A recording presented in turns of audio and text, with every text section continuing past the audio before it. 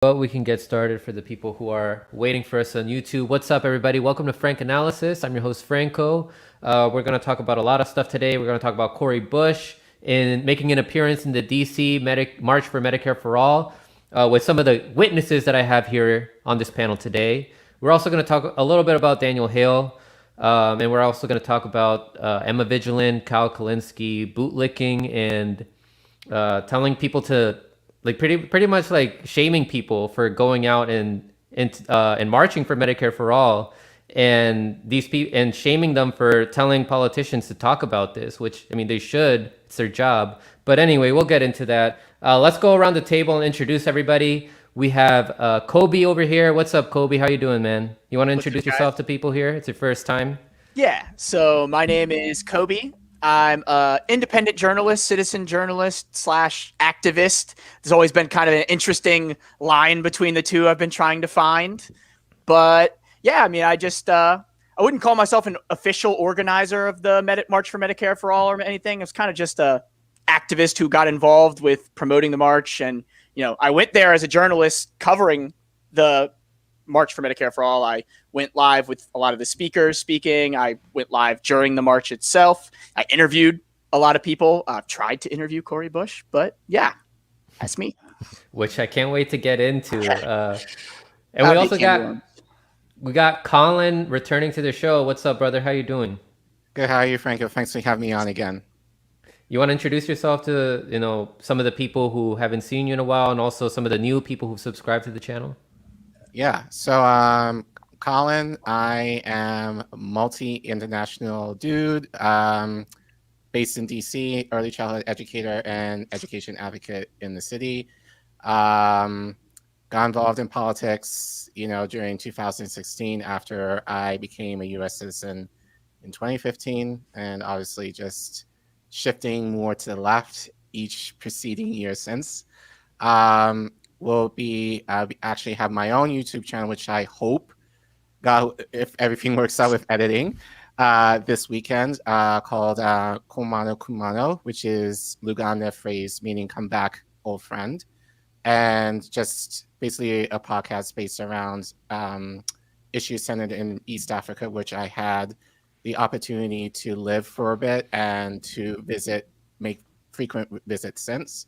And then issues in regards to his intersectionality to Black issues in the West. So yeah, hopefully learning as I go as far as this YouTube thing. But hopefully I'll have my first alone episode by the weekend. Awesome. I can't wait for that. And we also have DJ Joe Nice returning to the show. It's been a while, brother. How you doing? Been a minute, Franco. It's been a minute. Hey, everybody. Joe Nice, much like my brother Colin, multinational citizen of 3 countries, couple of master's degrees in a couple of different subjects from 2 different schools, international DJ, world traveler, Medicare for All activist, global citizen, been to 48 countries. And I'm excited to chop it up with you brothers today. There's a lot to discuss. There's a lot of people in the chat, and out to everybody that's in the chat right now.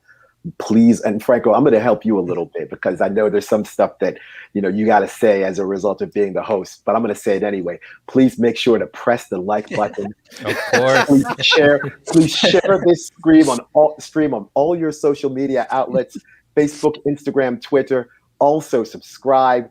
Donate if you can to Rockfin, Bitcoin, whatever. Send money orders to Frank, PayPal donations, whatever. So, the Frank Analysis is one of the channels that everybody should be following. It's a great channel. If you want real independent journalism, there's really only a few places left that are truly leftist and truly independent, that really tell the truth like it is, that really go in the way it needs to be done. And Franco, I'm proud that you are one of the few channels left. And so, press the like button. We're not smashing the like button because we don't want to break anything in 2021, right? If you want to caress and finesse the like button, you can do that. But we're not smashing the like button. Come on, man. I appreciate that, brother. Thank you very much. We got the new PR guy over here. That was great. That was brilliant. I can't do it without you guys and the audience members who I learned from. I'm open to hearing from you guys and evolving. based on my interactions with you guys that Yes, sir. I'm open to listen to you guys. And Colin and Joe, I still can't believe you guys are older than me. Like when I saw you guys in person in DC, I thought you guys were like 2 years younger than me or something. I can't. You guys are like Wait, how old is everybody here? Am I the youngest? I don't even you know. are, yeah. Am Kobe, I? you're like 24. 3 years. Yeah, you're like 4 years younger than me. Hmm. But Colin, how Colin old are you, Colin? So it's not that far of a range then for all of us. We're I'm 41. similar ages. You're 41? Okay, damn. All right, all right. I thought, I didn't think you were 41 because I thought you were like mid to late 30s. I'm 45. I thought you were like 25. Me? Both you gosh. guys, both you Whoa, and nah, man. Nah, I'm 45 years old, brother. 45. Wow. We hang out with young people a lot. DJ, It rubs that's off. probably why. Yeah. I'm 45, vegan diet. Gave up alcohol about 3 years ago. I work out religiously 5 or 6 days a week. I've been trying to keep it stress-free. That's how you end up not looking your age, I suppose. Awesome. Who knows? Awesome. Keep And you these know in what? mind. And you know what? It will be even better if everybody had health care because then that way everybody. Exactly. Mhm. Oh, we'd be so much the healthier. mental health, all of that needs to be covered. It All of helps that. with maintain All our of that. youth. All of that. All of that. But yeah, let's talk about healthcare and the march that we had. You guys we're in DC. I was in New York. I was covering what was happening there on the ground. Yes, And sir. some of you guys were covering there on the ground. You guys also were with some of our friends, Josh Davis, Jordan, DJ L7 was also there. And you guys ran into Cori Bush. And I talked about that on my last video where Yes. I gave some commentary and I showed Kobe's video that he released on Twitter. I commented on that. If people want more information about my thoughts on it, you guys can check that video out. I haven't even seen it yet. I want to ask like what exactly happened when you guys saw Cori Bush on the ground, and whoever wants to start with, their remembering of that event, those events. You guys can go ahead. All right. Who wants to go first? I think you should because I think your story kind of leads into mine, which kind of leads into Kobe's. Fair play. Fair enough. Fair enough. All right. I was there literally minding my own business. And then Dr. Joe Jarvis was on stage speaking. And I looked to my left and I'm like, okay, why is there a group of people crowding around this other person? And I'm like, okay, who is this? Is this Beyonce? Is it Rihanna? Is it Janet Jackson? What's going on here? So then I look over and then I ask, I think I asked Jody. I asked Jody, I was like, Jody, who's that? She goes, oh, it's Cori Bush. It's Cori Bush. I'm like, oh, okay, it's Cori Bush. And it still didn't register with me. Oh, it's Cori Bush. So then I was like, oh, that Cori Bush. Okay, let me go over there and talk to her for a minute and see what's happening. So I said, all right, let me go ahead and get a picture with her. And not for the sake of, oh my God, it's Cori Bush. She's a celebrity. No, it was, let me kind of caress and finesse my way over there to ask a couple of questions to see what she's about and see if she's going to be just another one of these politicians that's going to lie to us, or she actually is a genuine person that's for the people. So I said, hey, Cori, hey, thanks for showing up. Great to see you. She goes, oh, yeah, it's great. Nice to see you too. Nice. Hey, is it okay if I get a picture with you? Yeah, sure. So then her chief of staff, some big football playing dude. He had some mom jeans on, some Reebok Classics, a plaid shirt that was a bit too tight. Big boy. Everybody saw him. So the big man takes the picture, snip, or he takes the picture. So then half of the head's cut off of my picture. So I'm like, yo, my man, come on. This is what I got here. You got to take another picture. So he takes another picture. And I'm like, Cori, how'd you find out about us? She goes, oh, I saw this trending on Twitter, so I decided to stop by. Wah, wah. Come on, really? Come on. Twitter was actively suppressing anything Medicare for all. It was actively, there I am right there. Same, no glasses, but same beret. Right? So then without me asking her anything else, she said, I would have showed up to this if somebody from your organization had invited me. Nobody reached out to me and contacted me about this. So I'm like, nobody reached out to you, Cori? She goes, yep, nobody. No emails, no phone calls, no nothing. I'm like, wow, that's so. And I said to her, wow, I'm so sorry to hear that. I'm sure one of our people reached out to you. She said, yep, nobody reached out to me at all. I said, oh man, that's so sad. Okay. So then I walked away and I sat down. And I think some of you that might have been there, I sat down kind of right near the area where Joy was. And I was just sitting there watching this whole thing develop. I'm like, she fucking lied to me. this woman actually lied to me, because there's no way she would have found out about this on Twitter. Because again, Twitter was actively suppressing anything that was involved with Medicare for all, the marches, hashtags, all of that. They were actively suppressing it. So she didn't find out about this on Twitter. And then I find it hard to believe that somebody, a congressperson in Washington, D.C., didn't hear about this through the grapevine. Yeah, I was going to say, if she heard about it on Twitter, I feel like she would have been hearing about it way before just that day of the event. She would have heard about it long before. Long before that. So then she says, "Oh, no one reached out to me." That's a total lie. Because I know Ricky reached out to her. I know Savage Joy reached out to her. I'm fairly certain Sharif reached out to her. And a couple of the other members that were involved with the national organization, the Medicare for All organization, they had to have reached out to her. And they more than likely reached out to members of her staff. So Cori Bush lied to my face, but the only reason I didn't necessarily want to go the Kobe route and just call her out is because there's plenty of the black women in Congress face enough disrespect from their white counterparts. I didn't want to go ahead as a black person to publicly embarrass another black woman in front of everybody. I didn't want to do that. I didn't feel comfortable doing that. But the thought for a split second did cross my mind, but I was like, no, just don't do this. Let me just caress and finesse my way through this. And the worst part about this whole situation with Cori Bush, she's not even a good liar. And if anybody in Congress that should be advocating for Medicare for all, it's her. She's a registered nurse. And when you think about it on a broader perspective, when you talk about the homeless situation and the eviction moratorium that's going to be ending shortly, if anybody should be screaming at the top of their lungs about homelessness, it's her. She used to live in her car before she became an activist. But now a congressperson. So I'm tired of all of these morally flabby people that we see in Washington D.C. And Cori Bush had an opportunity to really advocate for the people on Force the Vote. We were all there January 3rd and January 4th.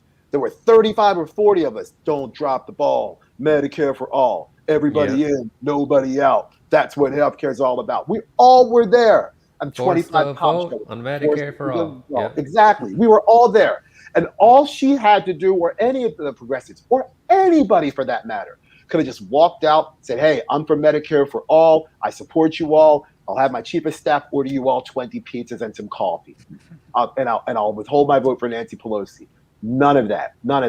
And again, I'm not saying that truth is more important than skin color, but there's certain codes in the black community that I uphold, and one of them is to not embarrass another black person in front of everybody. All right, I'm not going to go ahead and do that. So I saw her. I said, you know what? Don't do it. But if it was anybody else, I probably would have gone the Kobe round. Be like, well, hey, why are you here? Why didn't you force the vote? Why didn't you retweet? Why didn't you call anybody back? Why didn't you return any emails? And personally, what I would like to see Cori Bush do is return the red beret. Return it. She didn't earn it. She didn't advocate for anything for Medicare for all. She said she was going to force the vote, and she says she's Medicare for all. But when it was time to actually do something, she didn't do anything. She didn't do anything. So Cori, if you're seeing me, and big man, chief of staff guy, send it back. Laura Fielding and her crew spent a lot of time making these red berets, and they just didn't give them away just because they felt like giving them away to people that just happened to be celebrity politicians. They gave them away because they were for advocates for Medicare for all. They were supporters of the Medicare for all movement. They were involved in the planning of the event. They were there, boots on the ground and feet in the street. She wasn't. She doesn't deserve to wear this red beret. Plus, she can't style and profile like me anyway. So that's a whole other conversation altogether. All right, thanks for sharing that, Joe. Absolutely, sir. Absolutely. What it looks like is she's all talk, no action. I mean, she's not pressuring her colleagues in Congress. But yeah, tell us a little bit more. Who was going to follow up with this? It I will, but it kind of leads into Joe's a little bit, and I don't have a whole lot to add. But I do want to say, and to your credit, Franco, I saw how you posted the picture, that I took of Cori. on your recent episode. So, and I know you know where I'm at, so I appreciate you speaking on my behalf, because not too many, but I did have a few people online basically saying, "Oh, you're a drifter. You know, you shouldn't be taking pictures of politicians or whatever else." I didn't take the picture out of the celebrity. I took the picture, and Joe knows this, because immediately after he was done, he and I talked, and we were like, "This is a photo op," you know. So I took that picture as a receipt, because what happened was I shared it out. I had other people who I know who have bigger platforms than me retweeted it out, and I think within 24 hours or something, it got like over 1,000 likes or whatever. You know, for me, that's viral, you know. So then when Savage Joy made the comment, I think the following day, just basically saying, "Hey, Cori, you know, we wrote letters and all this kind of stuff to you. What happened?" By this point, I gathered about 1,500 likes on this picture. I was able to add into the thread, like, basically, and I tagged Cori, being like, "Hey, Cori, like, yeah, I appreciate you coming as far as, you know, validating the marches, especially from the trolls who were disregarding the marches like for the last few months. But you haven't mentioned anything as far as the marches. You didn't tweet about it. You didn't say nothing. So what gives?" And to add to what DJ Joe was saying, like, if Charles Booker, who's currently running for Senate, had an idea about this, even though he kind of pulled away from it, like maybe a couple weeks ago, They all knew about it. There is no way that Cori and the squad did not know that this was happening. So I don't buy the idea that she didn't know about it, or she just found about it that day.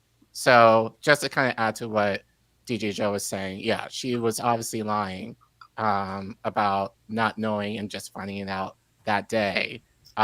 She only did it to save face, but to give the veneer that, "Oh, I care about Medicare for all, so I'm just going to stand here and, you know," and people will just naturally assume, "Hey, this is still pretty much a thing," when, you know, like, she didn't do anything for votes to vote, you know. And I remember, you know, like, that day, you know, when they were voting for Nancy Pelosi as Speaker, I was with Jackson Hinkle that day, and we made that live stream only to kind of be in shock of how the squad just basically bent the knee in terms of, you know, like, voting for Nancy Pelosi anyway, you know. And then her and the squad kind of pushing Medicare for all, what was it, in March, after they lost their leverage. And that was the last time we heard about Medicare for all from her until this weekend.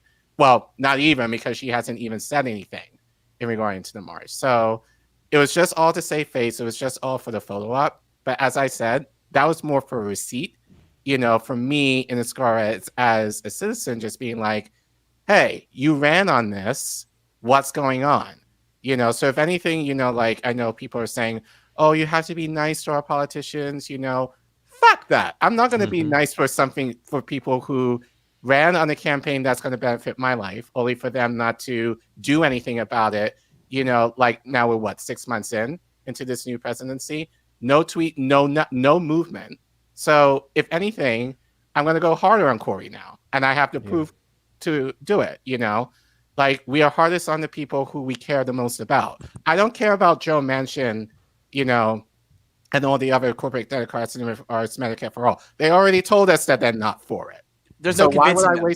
Why would I waste my time? Why should we waste our time on having these politicians who we know are not for the policies that we want, versus the people that we elected and gave money for and canvassed for, who are supposed to be for the policies that we are wanting, and they're not doing anything.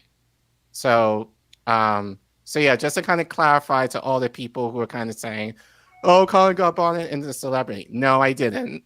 You know, it was, you know, Joe did it in his way as far as talk, and Kobe as far as yelling directly. I did it my way via Twitter, because I'm somewhat of a troll.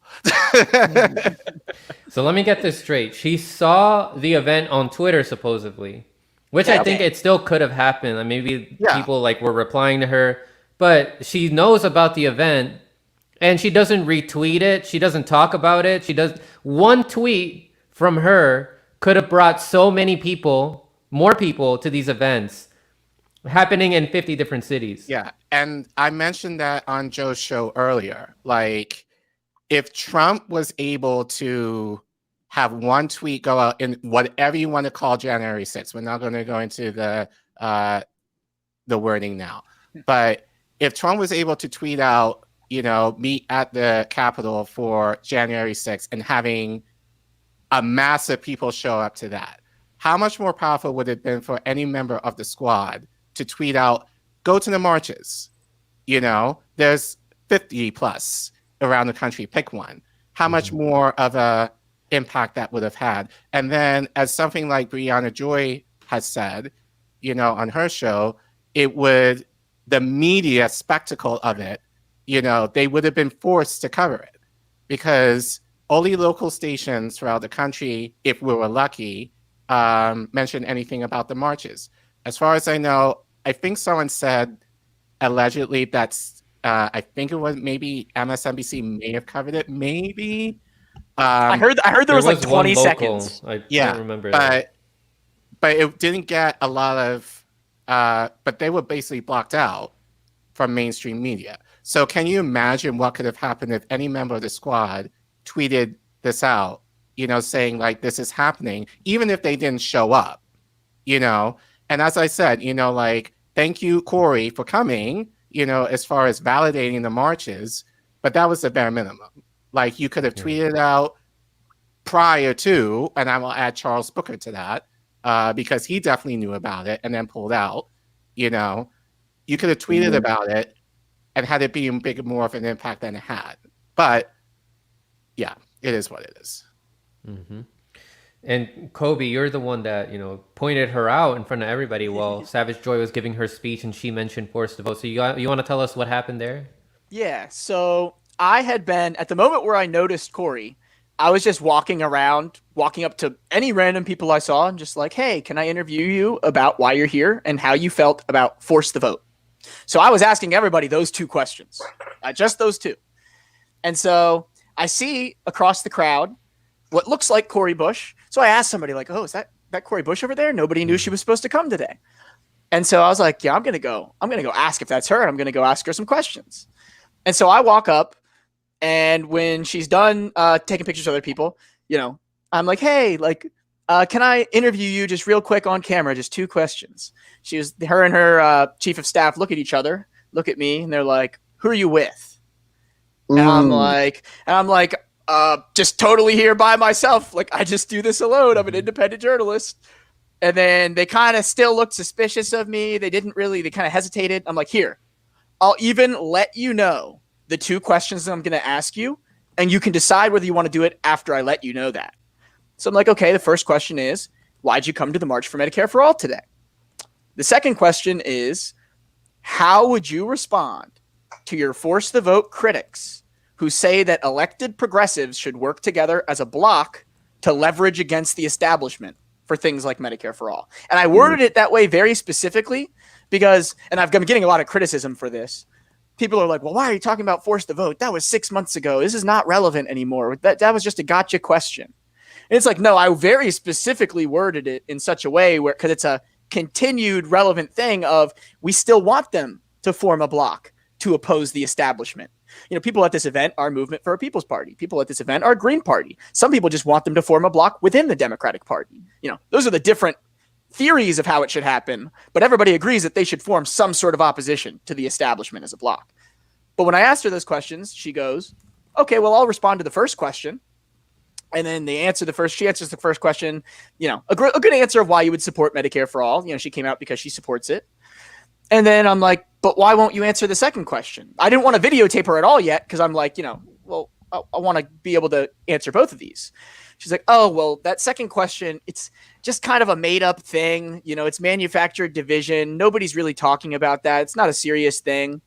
And so that was her reasoning for not wanting to answer that question on camera. And I'm like, a lot of people here do want to know the answer to this question, actually. And at this point, I don't really remember, because I'm kind of irritated. And we probably did have it wasn't really a long back and forth or anything. It was just a very mutual, like distrust of each other at that point. And then she starts walking away, and I'm like, that was a very politician-y answer you gave right there. Like, what? And because I wanted to make some of my piece of my frustration heard, just because I was like taken aback. Because like, listen, I've done journalism in Nepal. I've interviewed people. I've interviewed politicians in the past. Like, I've worked at jobs where, you know, that's how they kind of like brush you off, you know, oh, it's not a real thing. There's more that unites us than divides us. You know, it's kind of a kumbaya to gaslight you about your concern as if your concern is not real. And so, but I was like, okay, you know, it happened. It's done. I'm just going to like suck it up. You know, I'm going to take it for a little bit. I'll post about it, complain about it later. And so then I go back to what I was doing. You know, the speakers start speaking. I start filming the event. And while I'm filming the event, one of the speakers, I can't remember his name. You all probably remember. He was wearing one of those yellow vests like you all. He was right before Savage Joy spoke. And he was talking about how, like, you know, we need to stop being nice with these politicians. We need to to start confronting them head on. And we need to, and I'm hearing this, and the whole time in my head, I'm just like, damn. Like, I'm still so angry about what happened with Cori earlier today. I'm thinking about this the whole time he's giving his speech, but I still didn't say anything. And then Savage Joy comes up on the stage after, and she says, okay, so I'm going to talk about force the vote. And she starts telling her story about how she went partially blind and how this was kind of like the motivation behind why she wanted them to force the vote, and why couldn't they have just for 10 minutes, 20 minutes, just withheld their votes for Nancy Pelosi. And so I finally shout out, Cori Bush is over there, and Cori Bush refused to answer on camera my question about force the vote. She called it a made-up problem, manufactured division, right over there. Cori Bush, you know, you all need to know that. And I'm like, at this point, I'm really trying to tune out what's happening around me. I don't know if people are responding to this in a good way or a bad way. I know that I just possibly embarrassed the hell out of myself. You know, and so I'm just kind of like, you know, she got embarrassed. Yeah. You didn't embarrass after yourself, the fact, definitely. I knew what I was doing was right because, like I said, we're not supposed to play nice with the politicians anymore. We're supposed to, you know, hold them accountable. And she gaslit me about the question. And it was especially to me the idea that, you know, when you're in the Green Party, when you're in a movement for a People's Party, when you're not a Democrat, you know, you never get heard by politicians. You never get an answer to your questions. The media doesn't ask your questions.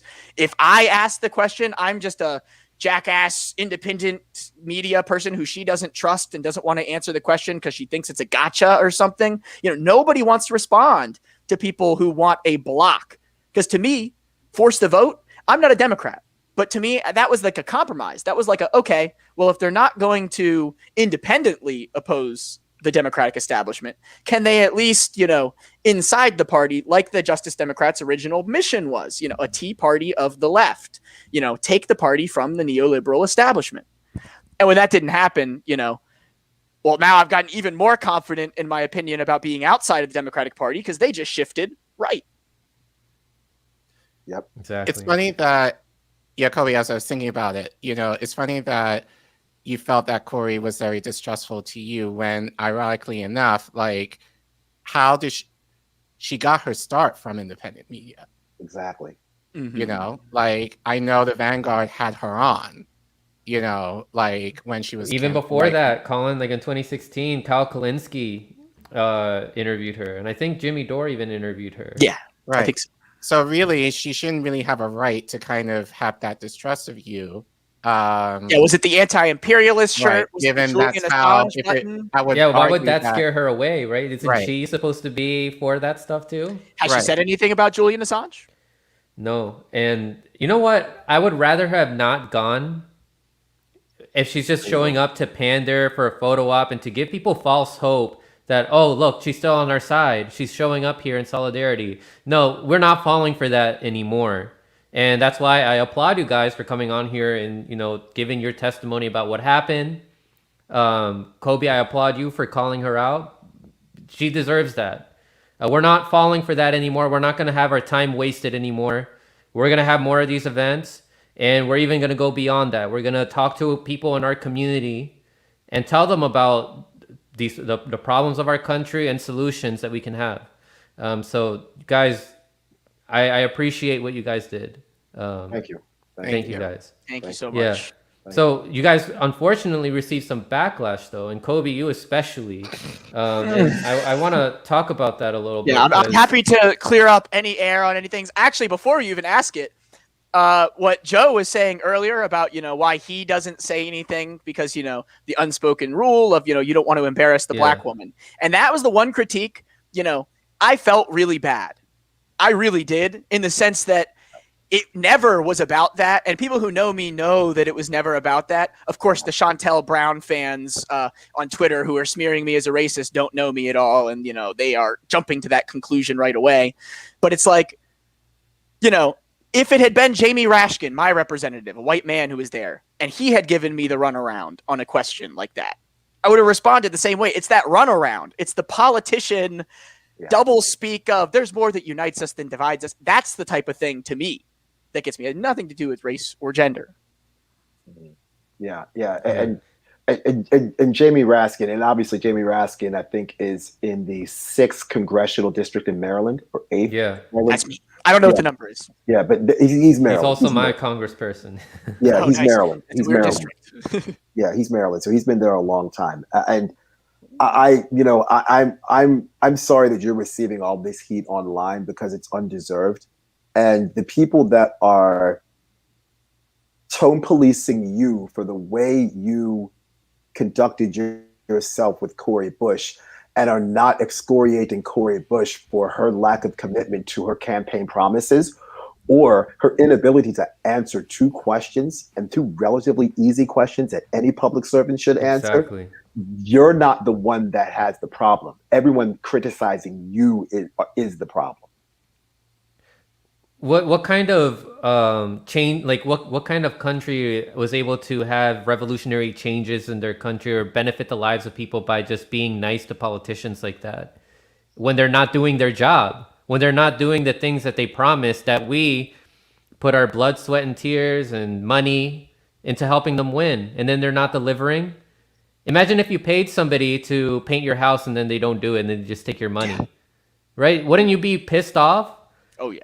Yeah. And I was So kinda- it's the same thing here. And it's like some of the criticism. So what's another one? Kyle Kulinski, he covered it. He didn't.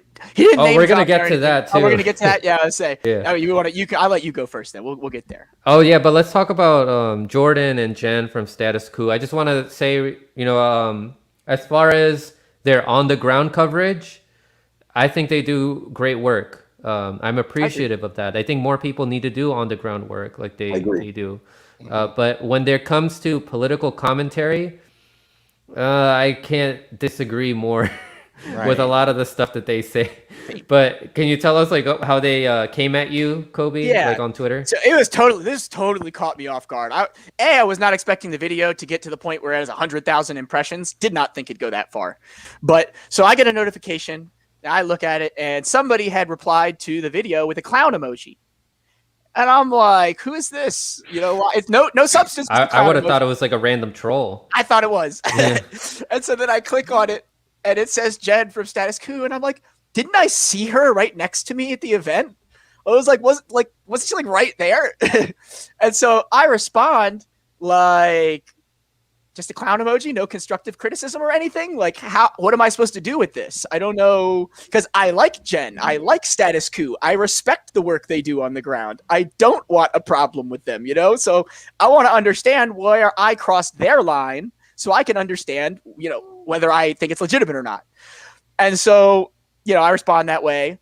And she apologized. I had a bunch of people supporting me, a bunch of people like, hey, Status Quo, I'm so surprised you would do such a thing like this, and she apologized. I appreciated it. I do think she was genuine in her apology.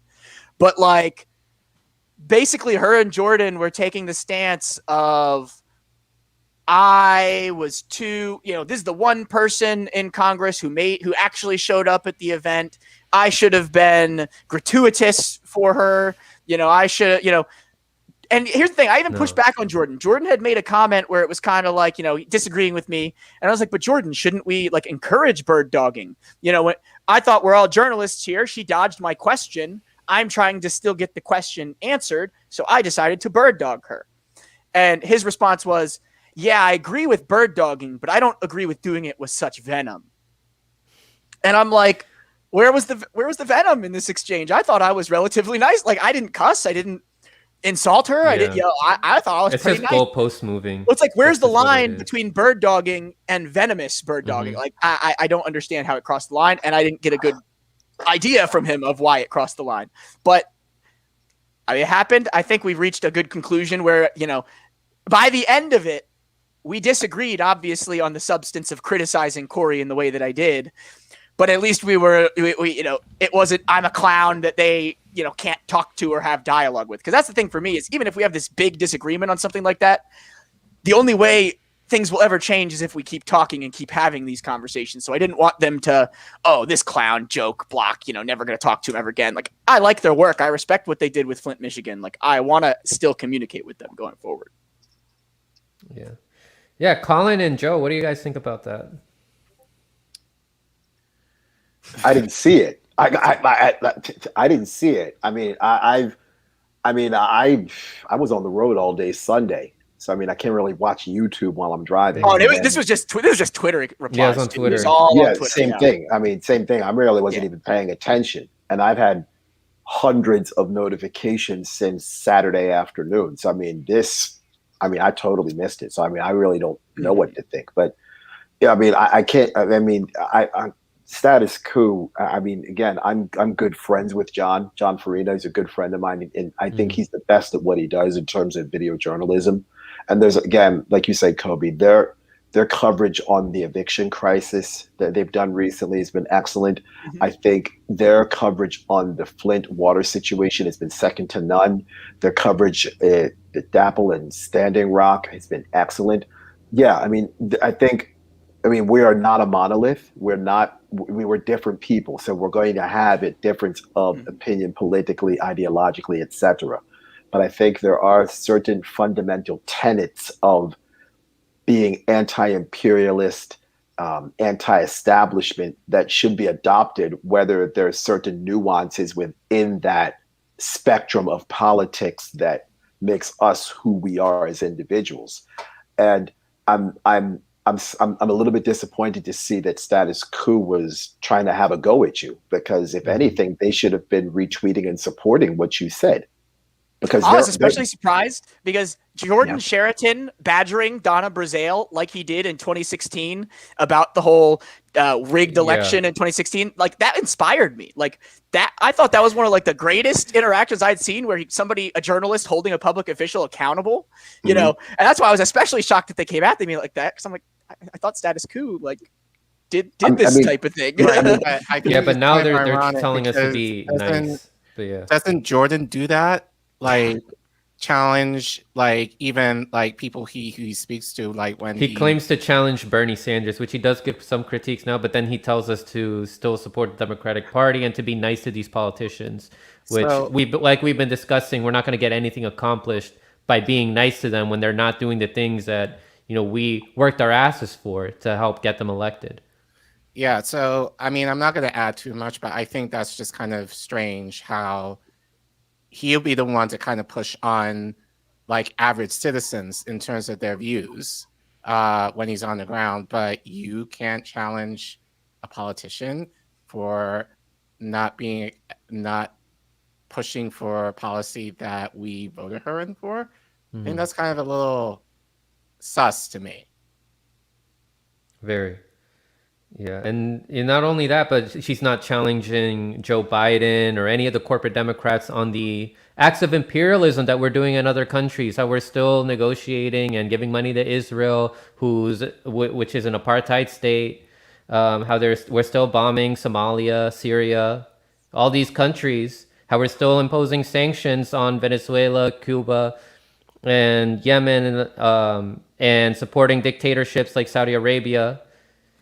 We should be calling that out. You know, that's inexcusable to still be, you know, we're not going to be nice to these politicians. I tend to have the theory that like this. I tend to think that a big reason why there is this silence from some people on calling out Biden on things like that, especially from, you know, that kind of wing of the left, you could say, is because the squad isn't necessarily holding Biden accountable on that. You know what I mean? So if it's contradictory to say on one hand, yeah, we support Justice Democrats in the squad, and then on the other hand, you're pointing out all of the ways that they are, AOC not saying hands off Cuba. When something happens, the drone strikes in Syria. When we bombed Syria, I think AOC criticized Trump very adamantly when he bombed Syria, but then when Biden did it, radio silence. And so it's things like that. To me, that's like the biggest telltale sign of why I'm not a Democrat, because it's like they're good on domestic policy. They do good lip service on domestic policy more often. But when it comes to anti-imperialism, I think AOC's response on the Cuba thing was like, what? She led with, we condemn the government of Cuba and their anti-democratic behavior. And then a tweet or two down, it was, and we should end the embargo and sanctions. But there was no connection of like the embargo and sanctions are a big part of what causes the problems that people in Cuba are upset. She didn't draw those connections. She didn't say U.S. stay out of Cuba. She very specifically said, we condemn the Cuban government. And so it's things like that, and I don't know. I haven't actually seen Status Quo's coverage of things like that, so I can't really speak to whether they've actually been covering it or not. But if they're not, it's just finger wagging. It kind of ties into them not wanting us to criticize the squad. It's a similar stance to how Kyle Kulinski, which I'm about to show a clip after, Joe and Colin get their word in, saying that they're imperfect allies. And I don't see them as imperfect allies. I see them as people who care mostly about their career. They're not on our side.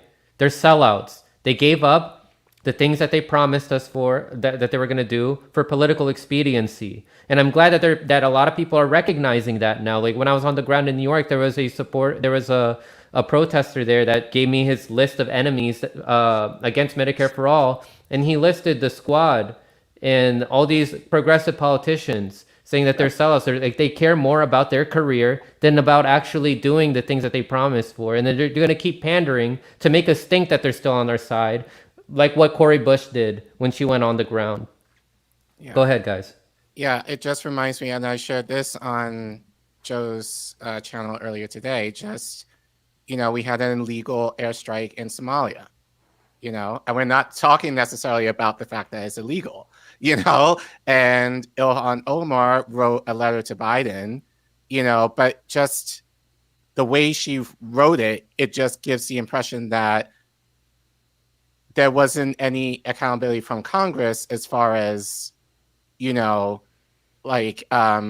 promoting this airstrike. So Omar, what are you going to do now? Like, are you going to withhold your vote for Biden or until he actually does something? Or so what are you going to do? So I think just in light of what Cori did, it was just a symbolic gesture as far as Cori coming out, again, and I'll keep saying it, appreciate what you did as far as, validating the marches, but we all know that was an act of symbolism. Same thing with Omar, great, thank you for writing a letter, asking Biden questions, which in a way you should have known about. So that speaks to the disconnect that the squad have with the higher ups in government and Biden, so what are you going to do against your homeland? How are you going to push back against Biden? Or Cori, how are you going to push back against Biden again as far as Medicare for All? So it's just a whole lot of lip service and symbolism. And I think fortunately, as you said, Franco, I think people are beginning to recognize all of this, that, the squad are good talkers and they're good Twitterers, but they're not good doers. Tweet squad. Yeah. Yeah. Yeah, and I get it, Colin. Like you're a really nice guy and everything, but I wouldn't even thank them if I know that they're just pandering. But that's right. Just me. But I mean, again, considering knowing considering what knowing the Savage Joy and Ricky and Sharif and others who were leading the marches and what the smears that they got, and then people in connection with them, even just regular YouTubers in ways they got smeared in live promoting the marches and whatever else. At least it kind of dampened. It shows like, hey, look, guys, so hey, look, Bosch and Mike Figueredo. No, not Mike Figueredo. I think as far as but being like, look, like these politicians actually care. Look, they're actually going here. Like they actually care about us when we're pushing them to do something. They'll at least pander. But yeah, I mean, as far as, for within our community and like within, like in the media, like for what she did, I'm grateful for that. That being said, and as I said earlier, it doesn't excuse, again, it was just a symbolic bare minimum stance that she and Omar are taking in regards to pushing back against the establishment. So. Yeah, Joe, you want to say any final words on this? Yeah, to kind of piggyback on what Kobe was saying, the Democrats are going to be done in 2022. It is over for the Democrats. It's over. And the biggest issue that I've had with the Democrats for a long time is, I mean, quite honestly, I think the Democrats, in my opinion, are worse than the Republicans, because the Republicans are honestly dishonest. The Democrats are dishonestly dishonest. So when you have somebody like Mitch McConnell that says, "Oh, I'm not supporting Medicare for all," okay, well, thanks for telling me. But when you have somebody like Jamal Bowman or Raphael Warnock or Pramila Jayapal or Ilhan Omar or Alexandria Ocasio-Cortez or Cori Bush or oh gosh, what's the guy from New York? Mondaire Jones, I think, Jamal Bowman. Right? They come out and they say, "Yep, we're Medicare for all. We're Medicare for all." But when it's time to actually do something, none of them do anything. And it not only shows the disconnect that the squad truly has with the Washington political establishment, but the whole idea of force the vote should have never come from Jimmy Dore in the first place, because this should have been coming from some of these staffers and these members of these Congress people and Senate staff that have PhDs in political science and public administration. They should have been the ones saying, "Hey, excuse me, Congressperson, we can force the vote for Nancy Pelosi to get some leverage." It should have never come from Jimmy Dore. Well, so technically, it didn't come from Jimmy Dore. It came from the DSA. The handbook, yeah. It came from their bylaws. And so really, it's like, why didn't the DSA push force the vote? Right. But my point in all of this is that the popularity of force the vote should have, and the fervor behind it should have never come from Jimmy Dore. It should have come from the politicians that we elected themselves. That's where it should have come from. So the people that we've elected to Congress and the Senate, not only are they liars, they're incompetent. They're incompetent, and their incompetence is on full display each and every day. They not only do they not understand how government works, they're not even understanding what the fight actually is. They're not even close. And like I said on my show earlier today with Colin, and I said that Cori Bush missed the point and the target. And we're seeing that more and more with not only members of the squad, but quite honestly, all 538 members of Congress, regardless of political affiliation, whether you're as far right as Tom Cotton, or whether you're as quote unquote far left as Bernie Sanders. It makes no difference. None of these people truly understand how to govern. None of these people know how government works. And none of these people are truly interested in being public servants, which is serving the people that elected them to the halls of Congress. None of them are. So look, Frank, you've got what, 5,000, 6,000 followers on YouTube? You got a decent following. I got about 8,000 followers on Instagram or so. Right? Look, we can pick 538 people from our followers list at random, and they will be better than what we've got in Washington right now. I bet. Well, it's like, I think they'd be more honest. Yeah. I think that's the big problem, is that the people we elect, because if you pick 20 or 500 people or your followers, we're just average people. We're going to say what we think. We're just going to say it, do it, be ourselves. Whereas I feel like, Democrat politicians, once they get in office, it's very much a, finger to the wind. Oh, 3D chess. I got to make sure I can't say this, but I got to say this. I got to, they're thinking so much and trying to be so strategic in everything they do that they're not being real. They're not being authentic. And we sense that they're not being authentic. Like when Cori tells you, "Oh yeah, I just saw it on Twitter today, and then I just kind of walked on over," as if Charles Booker didn't just not show up. Or as if, Nina Turner wasn't invited and also didn't show, So they definitely, it was in their atmosphere. They were hearing about these things. Forget atmosphere. It was on their desk, in their inboxes, on their phones. and there's a message in the chat that I think we got to talk about for a couple of seconds. Guy Zayden says the working class needs its own party. I thoroughly agree. I thoroughly agree. And and again, we're the only country in the world. I shouldn't say the only country, but we're probably the biggest industrialized nation that is not locked down during the pandemic. A whole bunch of countries in Europe locked down, bunches of countries in Africa, Asia, etc. And the reason why America didn't lock down is because of what it would have done to the economy if a bunch of workers stopped working, which tells you how powerful a workers' strike would be across the United States. It tells you how powerful a workers' strike would be. So what America needs now is not more politicians. We need more working class people in the highest levels of government. What America needs is people. America needs, if anyone's familiar with Lech Walesa, who created the Solidarity movement in Poland. Lech Walesa by trade was an electrician, and then he began to organize other electricians across Poland, and he eventually became president of Poland and overthrowing the communist government. America needs a Lech Walesa. America needs a modern day Che Guevara. America needs people like Christian Smalls in every city in the United States of America. That's what we need more of. What we need less of is AOC and John Ossoff and Reverend Raphael Warnock. We need less of that and more people that understand what it's like to have $20 in their pocket and they either got to fill up their gas tank or feed the kids, but they can't do both. That's what we need more of.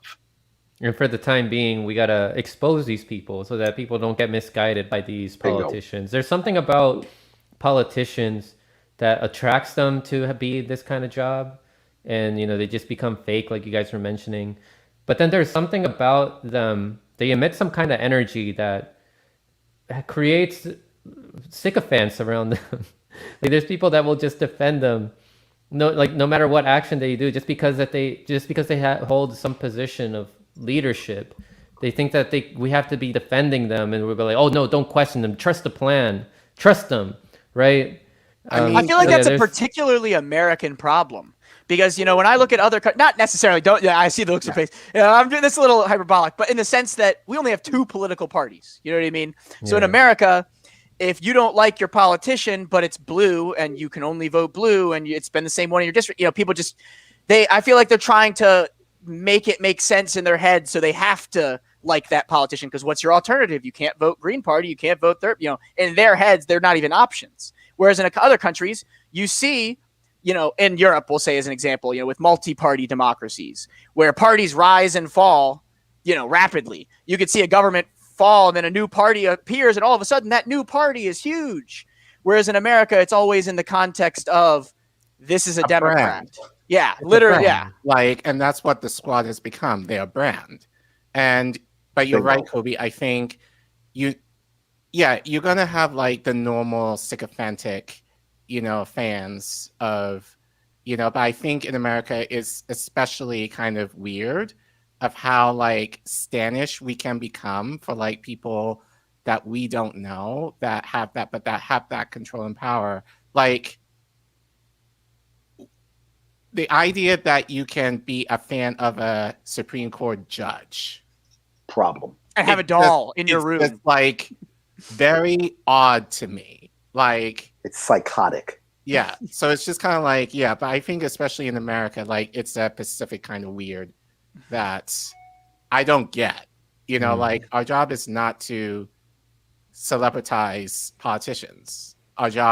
Their job really is to work for us. And the fact that I think, especially for us in the working class, that many of us kind of get it backwards, I think is also very concerning. Like, I mean,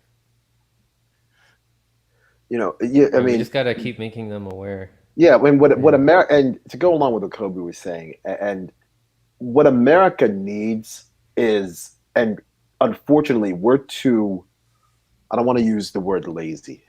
We're too complacent. Is we need to be in the streets like my French brothers and sisters are. When we talk about the yellow vest and the black vest movements or the gilets noirs and the gilets jaunes, that's what we need in America. but we need them not just in big cities. We need every city in America wearing yellow vests and black vests and being in the streets. And you notice how mainstream media has not even mentioned anything about France at Of all. course. And let's not forget Paris. And again, I watch a lot of French 24 and some other international news organizations. I don't watch anything from the United States because it's all terrible. But France had 100,000 people in the streets protesting the new vaccine passports this past weekend. You think MSNBC or Fox or CNBC is going to talk about that? Hell no, because the last thing you want the mainstream media of the United States doing is giving the working class of the United States step-by-step instructions on how to shut this country down. That's the last thing you want them doing. Can I connect that to Cuba? Because it is insane to me, the idea that they show these like 1 or 2 pictures of a protest in Cuba that's not even a fraction as intense as an average protest in France. They could show us a video of a protest in France and be like, we need to overthrow Emmanuel Macron. You know what I mean? Look how insane it is. They're that desperate against their government. And in Cuba, it wasn't even a fraction of that intensity, it looked like, in the coverage they were showing us. And it's just like, that's how they manufacture consent for regime change. Exactly. Yeah. And when you think about something I mentioned earlier, and Colin, you know, you're after this, but yeah, I don't want to forget my thought. When we talk about how, what I said a couple of minutes ago about how the Democratic Party is going to lose big in 2022, when you take a look at the situation in France and how neoliberal the Macron-led government is, if Macron keeps screwing up, they're going to end up with Marine Le Pen in the next presidential election. And if that happens, the EU is done, because France is going to leave the EU. And if that happens, Europe is over as we know it now. It's going to go back to what it was pre-European Union. So again, I don't understand why, again, our politicians in the United States, especially the progressives or the quote unquote left, they're not even smart. Because all they have to do is do what we say we want them to do. And even if they fail miserably in terms of execution, the fact that they're at least trying to do what we say we want them to do means they get to keep their jobs. And they're certainly going to be more respected and gain more support from the body politic and their representatives than someone like Cori Bush, who came from the streets of St. Louis. She was an activist. That's the reason she beat, what's her name? I think her last name was Clay, in that Clay dynasty, the political dynasty there in St. Louis. That's why she won, because she looked like one of us. She talked like one of us. She understood the struggle of being a low-wage earner in the United States. She understands what it's like to be a Black woman in the United States and be homeless and face discrimination. She spoke the language of the oppressed. She spoke the language of low-wage earners and poor people. But then when she started making $174,500 a year and had a $2 million budget for her staff, all of that language of the oppressed went the other way. Yep. All of it. It's sad to see. I just want to get to some of these super rays before I show that Kyle clip. Emblem Fate said, as a Pan-Africanist, I wish someone would ask these corrupt congressmen their plan, their Pan-Afro position. I know they support the man who brought the slaves to Libya and the AFRICOM expansion, but it would be nice to have them on the record supporting imperialists over their own people. And then WT Serves, he brought up a good, interesting comment. Jordan Sheraton was venomous towards Convo Couch, other fellow content creators who do on-the-ground coverage and are way better than him in political commentary. So yeah, he's not one to talk about, being venomous. He's being venomous down. You, Kobe. He's punching down. Yeah. Not the politician. I was venomous to a politician, at least. I tried. Like I said, they called me a clown. And I want to be friends with them, because we're just journalists, we're just activists, we're just average people. You know what I mean? I don't want them to be calling me a clown to be venomous to me. Like, no, let's be cool. Let's attack politicians together. Like, that's our job. Roar Media says Joe is starting what we agree on 100%. The Democrats will be wiped out in 2022, 2024. Great panel. Thank you.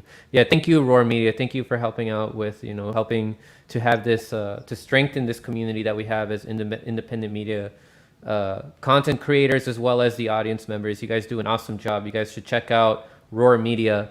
But yeah, like I was mentioning, Dontel, aka Unapologetic, had a great video commenting on this coverage by Kyle Kulinski, where he was saying that we shouldn't be getting mad at Nina Turner for not talking about the March for Medicare for All and giving excuses like, oh no, she had an event with AOC that same day. So what the fuck? Why? It doesn't matter.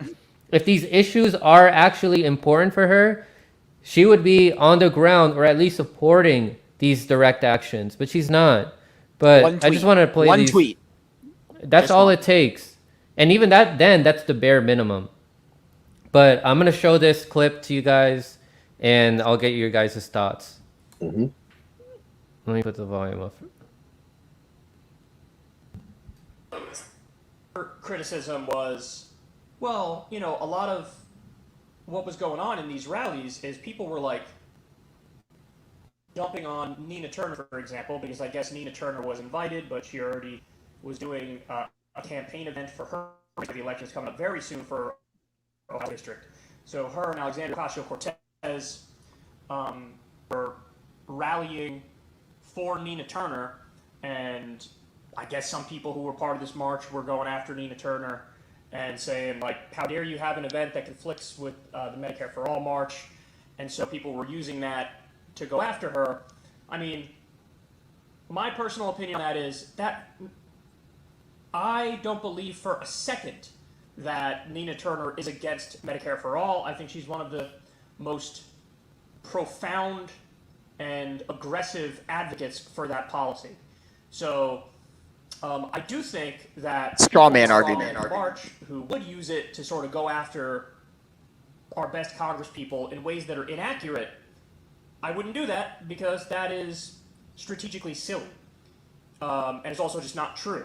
So you have to build coalitions when it comes to getting things like this accomplished. And to Can you pause, Franco, a second? Angry niche Yeah. subgroup is you're not doing yourself any favors. In fact, you're hurting yourself.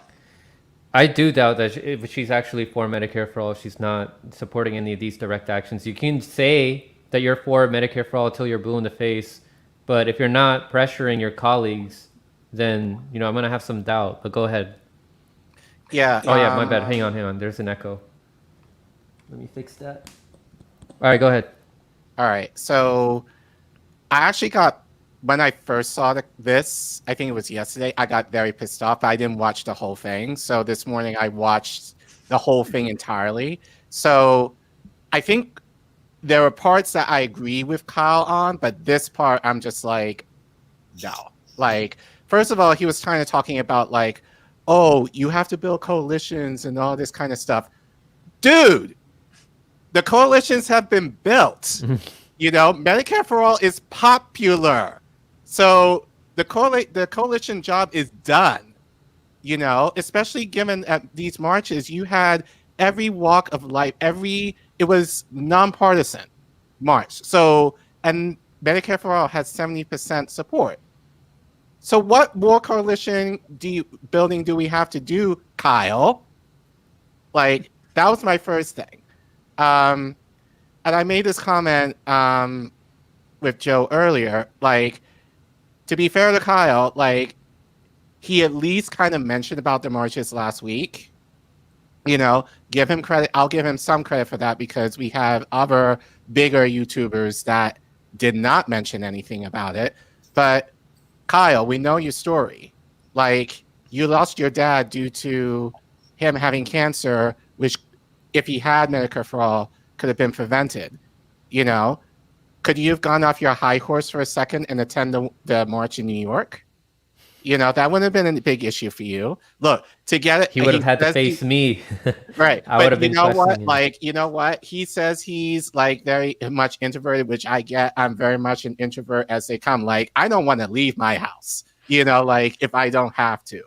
See. But this is important, like Medicare for all is important to me, as far as, trying to have everybody, care that they deserve in the allegedly the richest country in the world. So don't you think you can get off your ass for maybe like a couple of hours and not even like speak, but I think just show solidarity towards something that you have commented is very important to you, Kyle.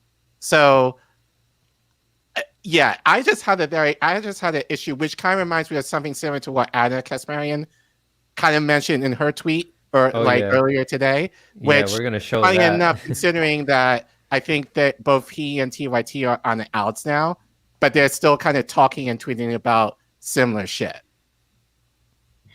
Which makes you question, do you actually agree mostly with Jimmy Dore on the politics, which is what he said on the policy issues? See, my big frustration with this clip was Kyle isn't even working with all of the facts. Right. You know what I mean?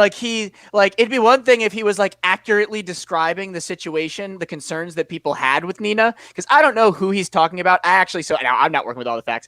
I haven't seen the exact speech he's talking about where people trash Nina. But if my guess would be that it was Comrade Misty, possibly, because, they had reached out to Nina Turner, didn't get any answers back. The only excuses I'd seen on the internet was, oh, well, it's, the closest march is 3 hours away from her city or 4 hours away, so you can't expect Nina to go out the way. But no answer. They didn't get any answer. So the whole point is it's not just, nobody's saying, the straw man that Kyle mentioned was nobody is saying that Nina is necessarily against Medicare for all. She's anti-Medicare for all. That's true, yeah. That's not what people aren't arguing that. People are arguing of the lack of solidarity, the lack of inside, outside working together to get these things done. That's what it's all about. And he misdescribes it. It's a straw man. No, but even with that, it's not like, because Kyle's mentioned, people are angry. And first of all, why aren't you angry, Kyle? Because he's a careerist. But even that, it's like, I wouldn't, and I mean, to be fair, I'm sure there are people online who are ranting and raving and all that. The majority of people I was kind of seeing online was mostly accountability.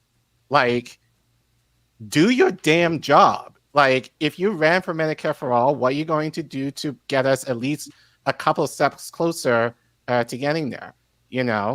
Which is kind of what I said before, I know, Frankie, you read the tweet of mine months ago. I still stand by it. I don't care what anyone says, but I would rather have Trump as president right now. Because Bingo. if Trump were president right now, I'm sure everybody be in the streets. These issues, like how we had the marches for George Floyd last year, and this is why I mentioned on Joe's stream earlier, a lot of that, and I'm sure, just the spectacle of that was atrocious. So that really got people engaged or whatever. But a lot of that mostly was due to people's hatred for Trump, Yeah. And that's why people got out of the streets. So could you imagine, like, if Trump was still president now and still having these issues for Medicare for all, and how I can imagine how the squad would be so on it. But now we got Jim Crow Joe in office now. Like, people are like, oh, we got the right party in office. We don't need to care about these issues anymore. Now, like, everyone's gone back to brunch. And I think including Kyle in this, because, he's still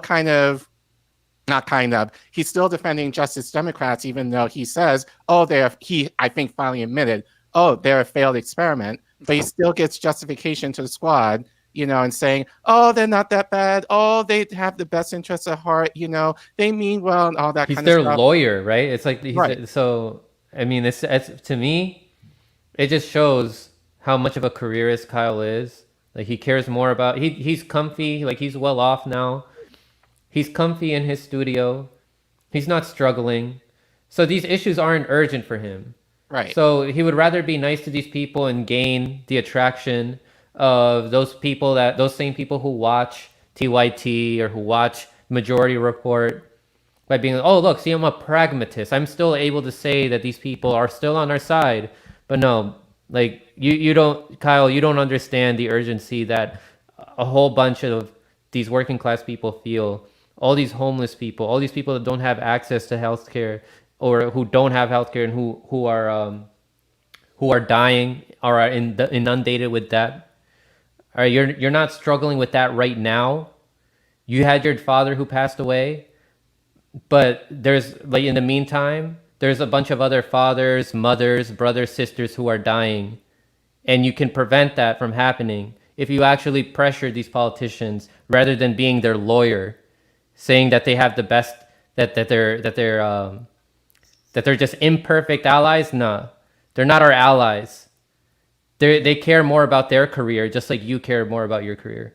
And it's such an there's an interesting backstory to that, where it's like, if he was one of the people who helped found Justice Democrats, he might know them personally. He might know things they believe that they don't say publicly. And that's not an excuse to take the stances that he takes, because if he knows something that we don't know, if they're saying things to him behind the scenes that we don't know, that shows that they're not being transparent. They're not being about it like in the way that we want them to be. Yeah. I will say, at least with Trump out of office now, it's been a mask off for a lot of people, because a lot of people can't hide behind that anymore. Yeah. They can't hide behind, we got to get Trump out. They can't hide behind that anymore. So now look at all these people that have been unmasked, including Kyle. They can't hide behind Bernie Sanders anymore. These progressive politicians have been unmasked. They can't hide behind them anymore.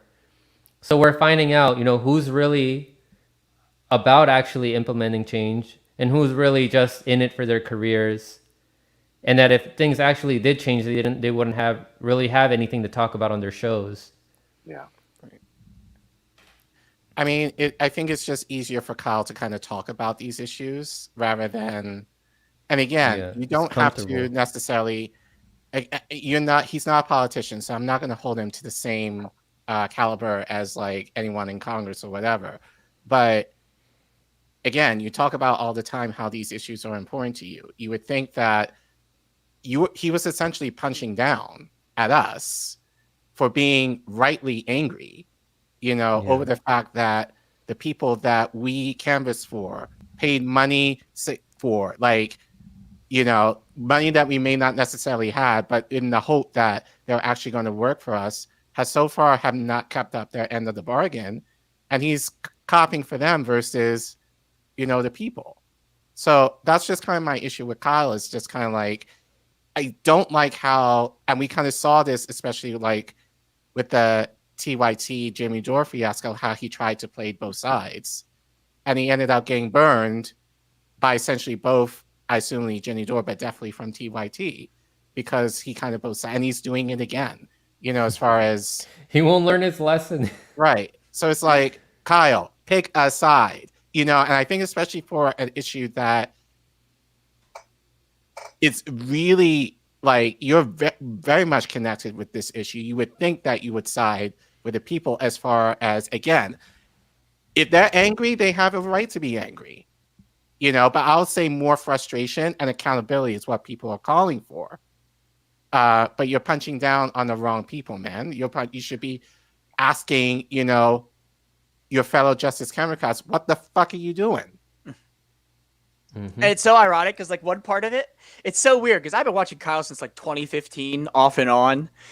And like, I'm pretty sure he didn't, like, he said that I screamed at, people just screaming at politicians. They're not going to listen to you that way. You should just talk to them. So be it. Then they'll get exposed and then they lose their job. Yeah, I was saying, so be it. It's like, it's a mischaracterization of how it happened, but like, screaming at a politician shouldn't be a reason for them to not stand in solidarity with you for basic human rights.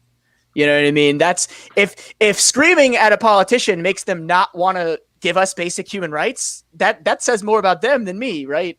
I mean, he's not asking why are they screaming at the politicians? Why are they screaming at them? Yeah. Because they're not doing their job. They're not doing their job. Because people are feeling desperate. That urgency that you don't feel, Kyle. But I mean, this guy, he's not asking enough questions because he doesn't feel the need to, because he's comfortable. It doesn't even cross his mind anymore. I think just overall with this whole thing, just having to watch it all the way through, it's very evident that Kyle just kind of took what he might have heard or kind of what he gleaned through and made a clip out of this versus knowing the nuances behind like your story, Kobe, like, because he alluded to it, in as far as, okay, what were the issues that led to you, popping off correctly as you did? So it kind of made it sound, just within that context of, oh, these people are crazy and kind of maniacal,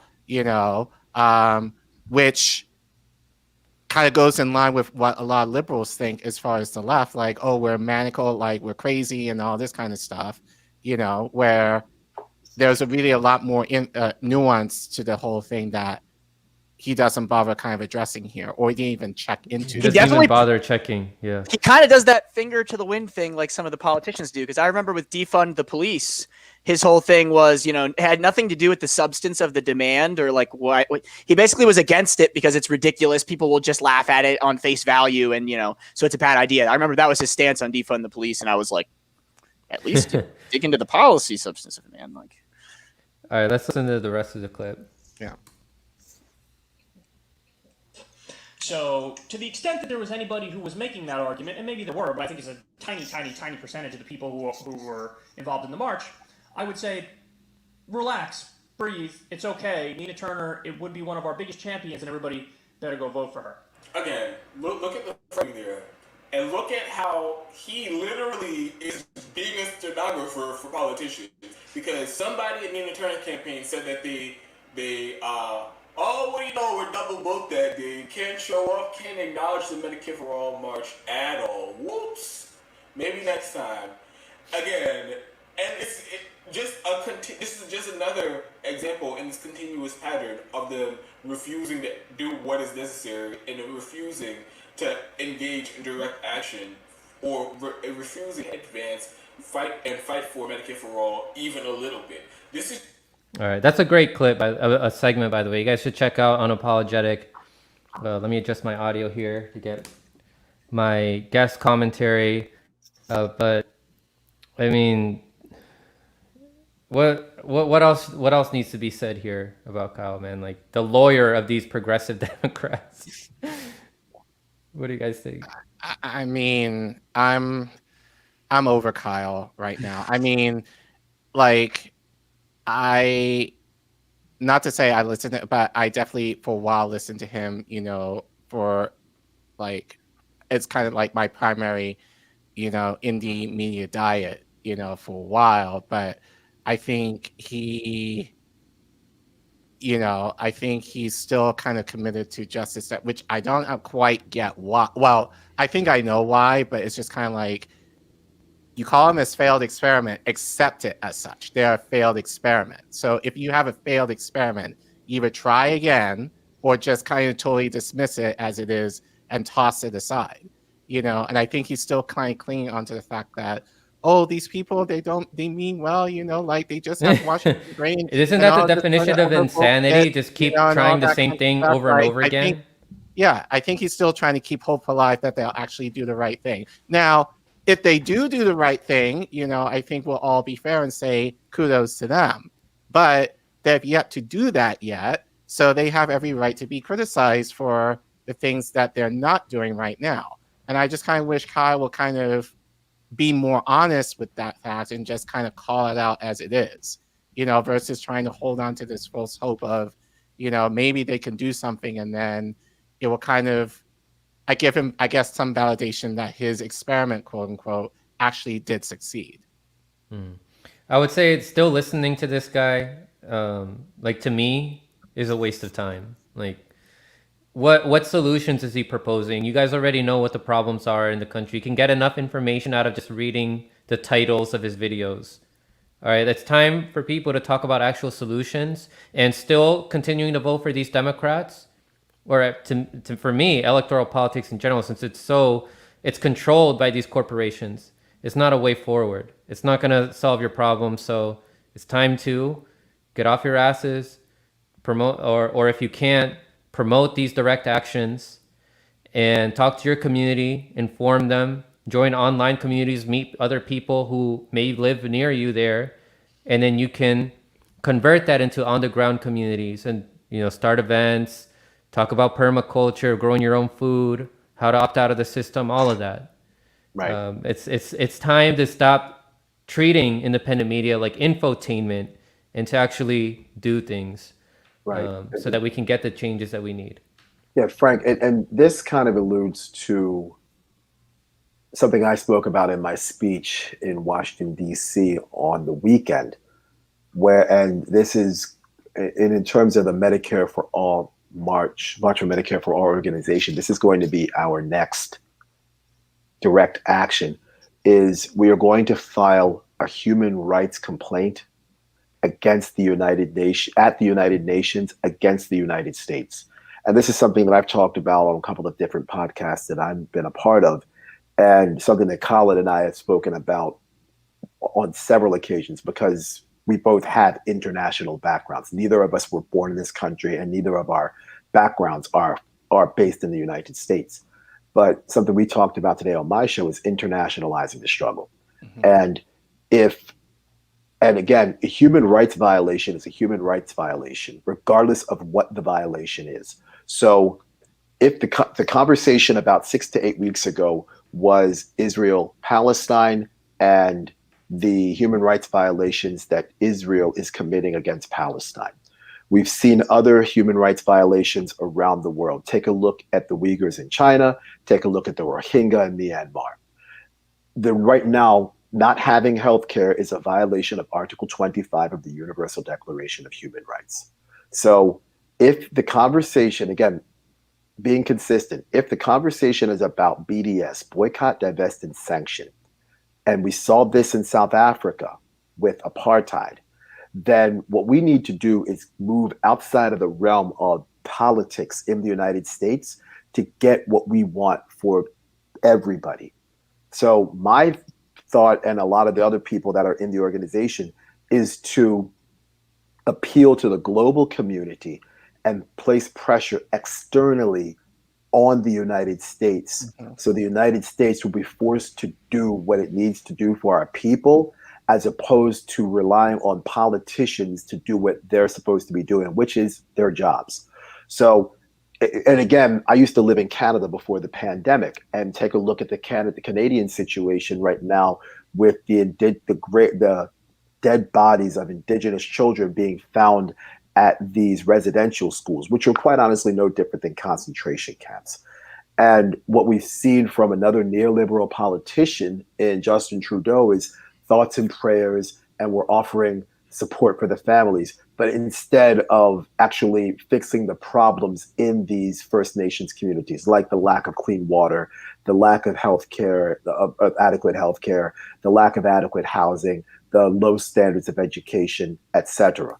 So again, if we're going to talk about human rights violations and we're going to try to do something outside of politics, then appealing to the global community so external pressure can be placed on the United States is, I think, the next step, and quite honestly, our only step. And we talk about labor. We've mentioned that earlier, how the yellow vests, black vests, how the United States didn't lock down for fear of what a workers' strike or working shutdown would have done to the economy. Take a look at Article 23 of the Universal Declaration of Human Rights. Article 23 discusses labor, and it's a human rights violation to prevent labor unions. So anytime that you have an employer that prevents its labor from unionizing, that is also a human rights violation.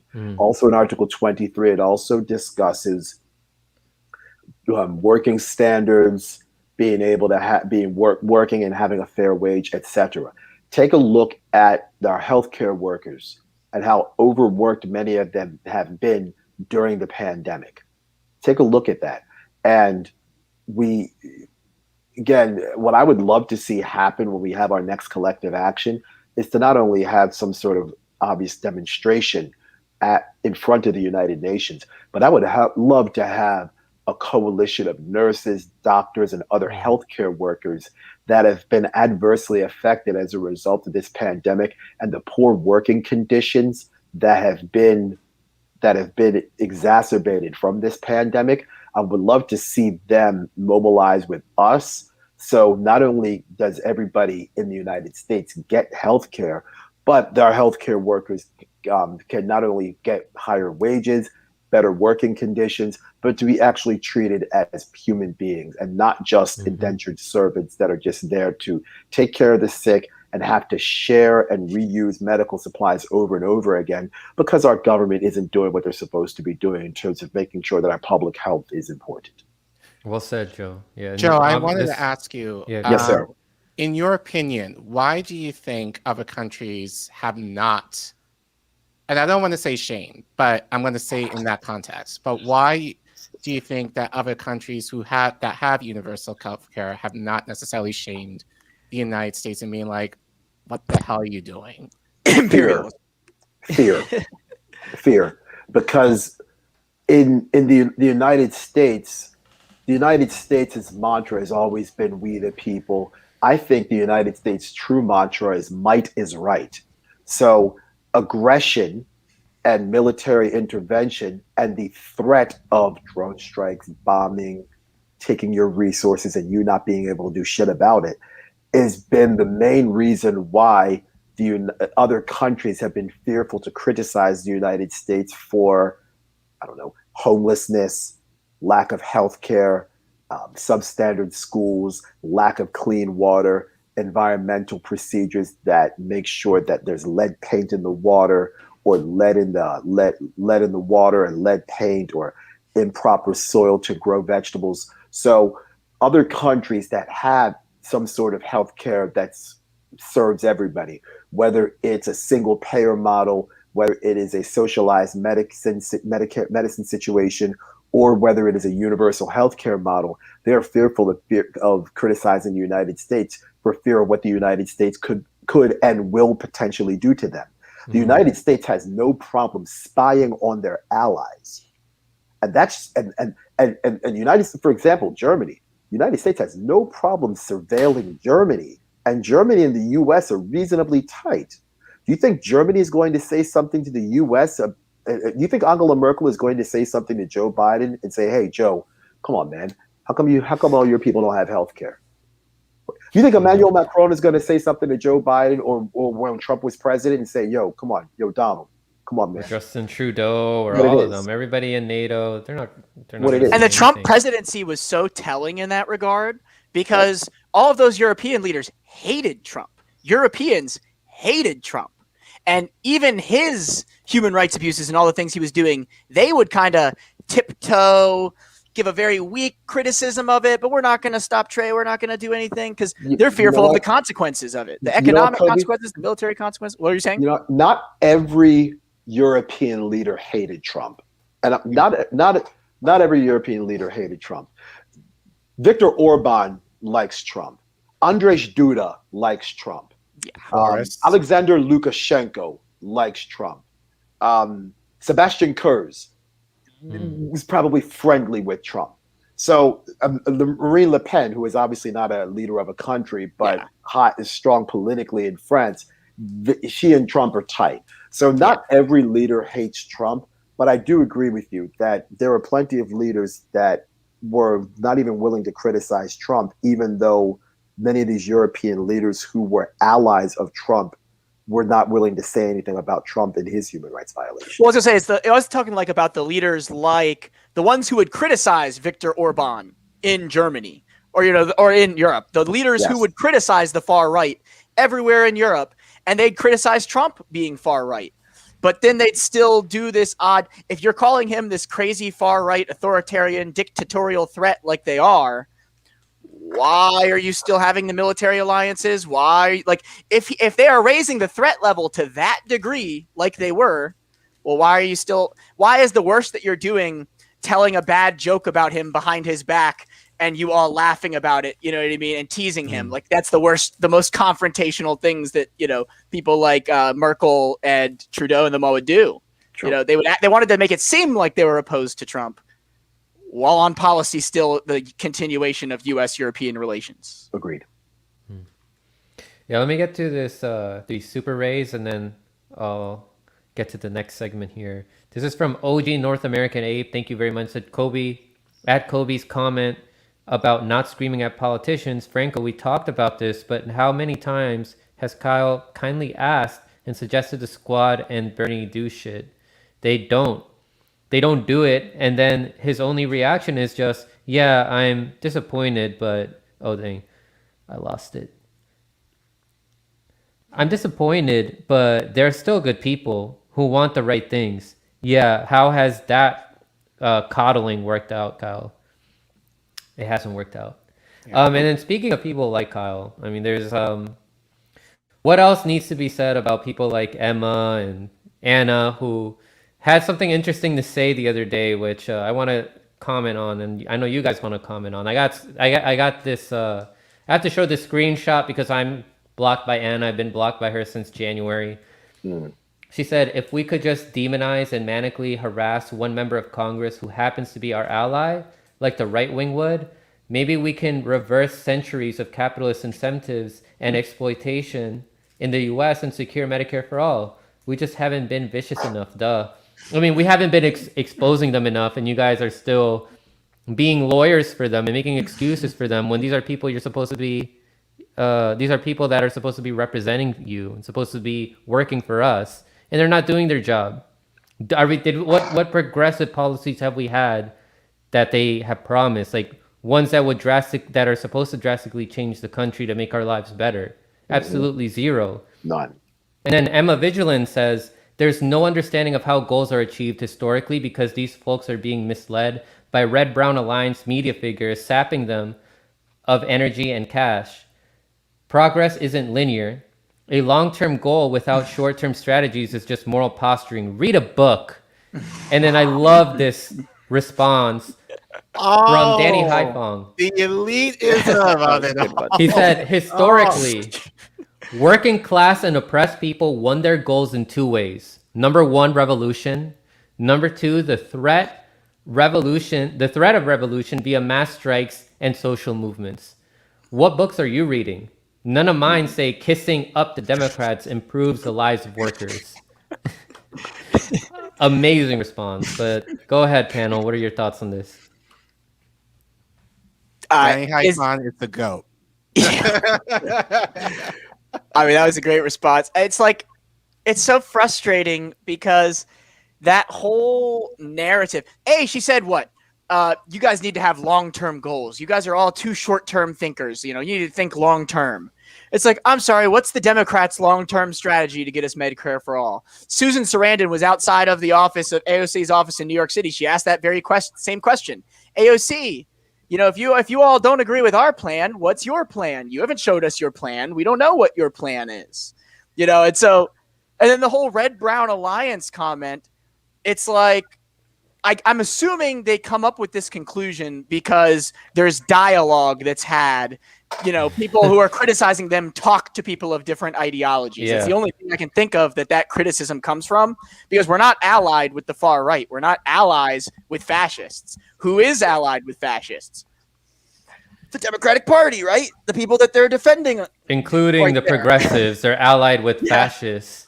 They're allied with fascists who are trying to overthrow Look at governments what around the world. Exactly. And they're complicit in that. Yeah, it just reminds me, especially watching Twitter in regards to the marches, just how elitist some of these quote unquote organizers are, because we're not going through the normal democratic channels of actually going through direct action. So they're pissed, and they kind of use, like their position to kind of shame the left, well, especially like those in the working class. And, to Kyle's credit, he did mention that in his thing, in the clip that you showed, like if you watch it all the way through, he does mention in regards to, like, I'm just going to kind of paraphrase what he said, like, what the fuck are you doing? Like, if you're easy to talk about all this shit, like, and this is kind of one of the things I saw online, just as far as like people were like, oh, I don't want to go to the marches because of this word person speaking. Or, oh, I don't want to. I'm like, well, what's stopping you having your own march? Go do it, and then like invite me to it, and like, and I'll try and show up depending on where it is. That reminded me of someone saying that. Someone that we're all blocked by saying that he's going to organize an event with professionals. And yeah, I don't think it's happening. And I still said to this same person, I think over the weekend, remind this person he still owes us a march. you know, like, but yeah, it's just like, yeah, it's just the elitism of it all, and just kind of like, oh, we're better than you because we're able to do this in this way, and like, you guys don't know shit, and like, you guys are disorganized and all this kind of stuff or whatever. But like, you know, whereas the idea is like, you got to try like everything that you can, you know, like, I am not a fan of necessarily um like corporate politics in that sense, but like, if it works, that's fine. But I also know like, you gotta have multiple tools in your toolbox, and you know, and direct action is one tool, you know, on top of everything else. So I'm willing to try whatever we can to get the result that we want, even if it's just one step closer versus nothing, and just kind of waiting, twiddling our thumbs to kind of wait for our politicians to do something. And I think a lot of people, especially on the left, are kind of like, we're tired of waiting. So Exactly. we're going to do something, and, you know, at least at minimum to kind of show how pissed off we are, you know, and if you have a problem with that, well, do something about it. It's so condescending. Or like, what books are you reading? Joe, you want to? I was say he's got plenty of books, right? Let's see him. Yeah. You know, since you know, I know you said, you know, since we're talking books, I got some books that I think people should be reading because, again, books are important. Books are how we learn. Colin, I know you have this book. I mean, reparations is something that you and I have talked about a bunch. From Here to Equality, Reparations for Black Americans in the 21st Century by Dr. Sandy Darity. It's an excellent book. It talks about the case for reparations for American descendants of enslaved Africans. I urge each of you to read that book. Another book that I think people should be reading, Black Labor, White Wealth, by none other than Dr. Claude Anderson. Just read it. Since we talked about protests, How to Read a Protest by L.A. Kaufman. This is a fabulous book about the history of protests and what to actually do at a protest. Read it. It's useful. Something I've done on one of my podcasts is talked about racist housing policies. This book right here, The Color of Law by Richard Rothstein. I urge each of you to read this book. It talks about how the history of redlining, blockbusting. Redlining began in my hometown of Baltimore, Maryland in 1910. Talks about it in this book. We talk about banking and the racial wealth gap. The Color of Money, Black Banks and the Racial Wealth Gap by Professor Mercer Baradaran. It's an excellent book. The first couple of chapters were a difficult read, not necessarily because of the content, but it talks about Black people in the United States, enslaved Africans, being used as collateral for loans.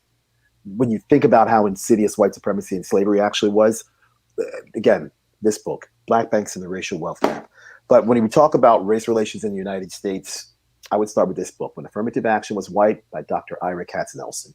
This book actually discusses how many of the programs that were designed to remedy the situation between Black and white people actually benefited white people. An excellent part of this book discusses teachers' unions and farm workers, how many of the programs that were designed to help Black teachers and farm workers ended up helping white people. Now, those are books I've already read. Now, what am I reading now? This book, The Whiteness of Wealth by Professor Dorothy Brown. It talks about how the tax code is actually benefits white people more than Black people. It's not overly dense. You don't need to be a certified public accountant to read this book, but it's quite interesting to see how the tax code is skewed more towards white people and affluent white people than it is everybody else. So this book. I'm also reading this masterpiece, America, The Farewell Tour by none other than Chris I have Hedges. that. And this book was written in 2018. Everything that he's talked about in this book so far has come to fruition. It's a fascinating book. Read it. The two that I'm going to start once I finish these other two, this one, Black. Man, you're proving Emma wrong real bad right now. Oh my gosh. Emma, but yeah. You know, Black Food Geographies, Race, Self-Reliance, and Food Access in Washington, D.C. Food deserts are a problem. Food insecurity is an issue. Take a look at how many people were getting food out of boxes and bread lines last summer. Take a look at the supply chain and how that was destroyed. Take a look at how dairy farmers are having to destroy gallons of milk because the supply chain and logistics networks were not adequate enough. And if people understood how truly insidious food deserts are, you would be shocked. And most people don't understand. There are 7 types of food that you need to qualify as a grocery store. 7 types. And most people don't understand what those 7 types of food are and how many corner stores in a lot of areas don't actually qualify as grocery stores because they don't have the 7 types of food to qualify as a grocery store. The last book that I eventually need to start reading, and my good friend Eric Kessner with Yellow Vest Seattle sent me this book, The Deficit Man by Stephanie Kelton. I need to actually start reading this soon. I'm going to have some time next week when I go out on tour again, so I might try to get through all 280 or 290 pages of this book in a few days or so. So that is what I'm reading. So when when Emma Vigiland says, "Oh, read a book," well, you know what? Some of us do read books. Some of us do a little bit more than just watch a couple of YouTube videos or pick up a couple of clip notes or see what somebody else is saying and then copycat what they say and then make it into their own statement and then criticize somebody else for not reading anything. So some of us educated folk out here do read books. And there's a bunch of books that I could bring up, but I just want to leave. I'm just going to leave it to these 9 because I don't want to take up everyone's time.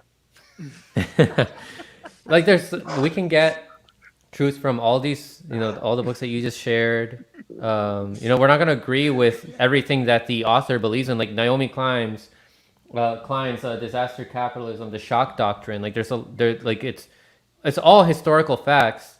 But we're still gonna question her. Same thing, with Stephanie Kelton. Like these people, still, some of them can be sellouts, but you can still find truth in their work. Mm-hmm. You don't have to become a Marxist-Leninist to read some theory. You'll find some truth there, some historical facts. And that's the same thing. Like when you interact with old people, listen to their experiences, you'll find some truth in what everybody says. It doesn't mean that you'll have to adopt every single thing about them. It's just you're diversifying your information. And if you think critically enough, you'll understand that kissing ass for these politicians who are supposed to be working for you will not get you the things that you need in this country. You make such a good point when you talk about how, even though we read these books, Stephanie Kelton knows a lot about this. You're going to learn a lot reading the book. But no person, even an expert in a topic, is not going to be 100% correct ever. You know what I mean? Yeah. It's not like they're above criticism, like they get treated. It's not like Emma's strategy. They seem to think that anybody who doesn't agree with their strategy doesn't read books and is dumb. I mean, it's like people, no gods, no masters. Everybody is flawed in some sort of way. And so while you might think of some people as being more knowledgeable on something than another, and that's okay, you can have that opinion about people, but you can't basically say, Dr. Fauci is off limits. You cannot criticize a single thing he says. You know what I mean? That's not to say that you should disregard the opinions of experts. No, experts are, they do know things, but they're not gods. They're not beyond criticism. Right. And I am science. Right. But I think to what Emma and the 2 Karens kind of mentioned, I think kind of alluded to the fact that, if you're kind of lower down, you don't know how to organize, you don't know how to rally, you don't know how to build coalitions, that's kind of what I was hearing, not from them particularly, but especially a lot of these, these worthless hacks, again, who are just kind of easily talking about it, and yet they sit at their screens all day tweeting out, whatever mess they want to. When I think Joe just proved, there are a lot of us that do know. Well, we may not have the education, quote unquote, which I can even argue might be very flawed, just due to our system that we're in, because our system is not designed to resist the establishment. So I will kind of question what kind of books Emma has read, if she has read any, in regards to organization, or, great point. So work or whatever. So, but these are people many of you guys who are doing the work on the ground and are learning as you go. So I would rather take the lessons that you guys have to share as you are doing it, even if you may not necessarily read the books, but you're putting the action behind the words that you're speaking. So for me, at least, that holds a lot more value, than like these people who say, oh, I've read this, or I know this, or I've wrote a paper about this, but I've never necessarily put that in practice. But I think especially for people who are in need of that rally and that coalition work in order to build change. That's a great point. A lot of people get confused thinking that just because they read all these books, from college, the ones that, are just and are indoctrinating. Like they're not challenging authority, like Colin was saying, not challenging the empire. They think that, like they're above all of us peasants who haven't read the same books that they have, who haven't gone to college or university. But like people can be more self-educated. They have the experiences on the ground. They see things that you're not seeing, that your privilege blinds you to. Oh, it's so interesting you say this, because one of the motivating factors, I'm going to Sweden in 2 weeks to get my master's degree in human rights. And I remember one of the motivating factors when I was deciding whether I wanted to go $40,000 deeper into debt to do this was, I think that I know a lot about these political topics, but then these people who are experts, they can talk down to me as if I don't know what I'm talking about just because I'm a 23, 24-year-old guy living at his parents' house. They can make fun of me for that as if I'm an idiot. But if I have my master's degree in human rights from a university in Sweden, and I hate that it's that way. I hate that you need to have that title or that thing for people to take you seriously. But for people like Emma and Anna and them all, apparently you do. A lot of liberals, they want to see your expertise before they'll believe your opinion. And, I guess Well, if you I think are using it Emma- against them. But I think with Emma, she's a special case because she was born into that. So she didn't necessarily have to really push herself in order to get to the echelon she's in now. Like, she was born into it. So she was groomed from this from birth. Whereas for a lot of us, especially if you're a person of color, we've had to hustle, in order to get to that status. And it's not going to be up even to the point of, where someone like Emma is, But I think, again, like, I kind of look at Malcolm X, who never went to college, but homeboy read a lot. And he definitely, took that in, but in addition to, and as far as his activism, as far as the civil rights movement. So you don't have to necessarily go to all these great schools in order for you to kind of do the work. I think a lot of times it's just even just reading the right books on your own, and then doing the work yourself. And actually, for me as a teacher, I have a ton of books here, like on my library over here. I don't remember maybe like an eighth of the things that are, I learned from school. A lot of the learning that I've done is mostly from the doing, as far as the teaching that I've been putting in over the past 20 years. So at the end of the day, and especially with my father, who I say is extremely intelligent but didn't have a college education, proves to me, just because you have the status, the school, and the kind of symbolic stuff that we kind of look to as far as success doesn't mean shit, versus people who are actually doing it on the ground, it can mean a lot more. So all that to say, fuck Emma and her opinion. Well said. Well said. Yeah, it's. I agree with you. And some of our greatest leaders didn't go to college, but 2 or 3 colleges were inside of these people. Harriet Tubman didn't go to college. All right, Sojourner Truth didn't go to college. In fact, I don't think Harriet Tubman or Sojourner Truth were allowed to learn how to read.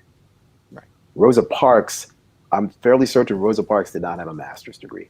So just merely having a particular education from a particular school it should not necessarily be a point of validation. Shit, I have 2 master's degrees from 2 different schools, and they're both terminal master's degrees. So you can't get a doctorate in either of them. And again, it certainly has not been easy trying to find work, especially having 2 graduate degrees. So Overqualified. Who knows? But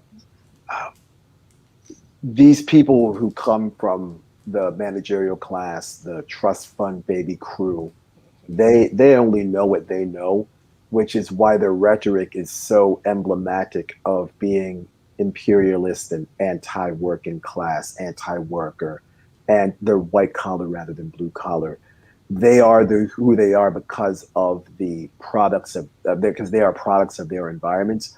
And as I've said before in a couple of my different podcast episodes, privilege is a form of blindness. Mm-hmm. So their privilege prevents them from seeing what's actually happening in the streets. Because if you're living in a 3-bedroom apartment on the Upper West Side of New York City, you can't see what's going on in certain parts of Brooklyn. You can't see what's going on in certain parts of Newark, New Jersey. You just you're too high up to see what's going on, what's going down. And unfortunately, we live in a place where privilege and access to wealth and money and capital somehow deems you to be a better person than others who do not have access to those resources. And sometimes that privilege and that dogmatic way of being blinds them and causes them to misinterpret the things that they read, as they jump to conclusions, and they're just misinterpreting things. Yes. But I do gotta say, these last 2 years where I started reading more articles from the right sources and reading more books. I'm reading a lot on like politics, history, spirituality, health. I've learned more within these last 2 years than I've ever learned in my life. Yeah. I feel like the real life experience, like you were saying, that's more than anything I've ever learned in a classroom. I remember, going to a lot of those protests, the Black Lives Matter protests last summer, and I had been supportive of Black Lives Matter and criminal justice reform since 2015.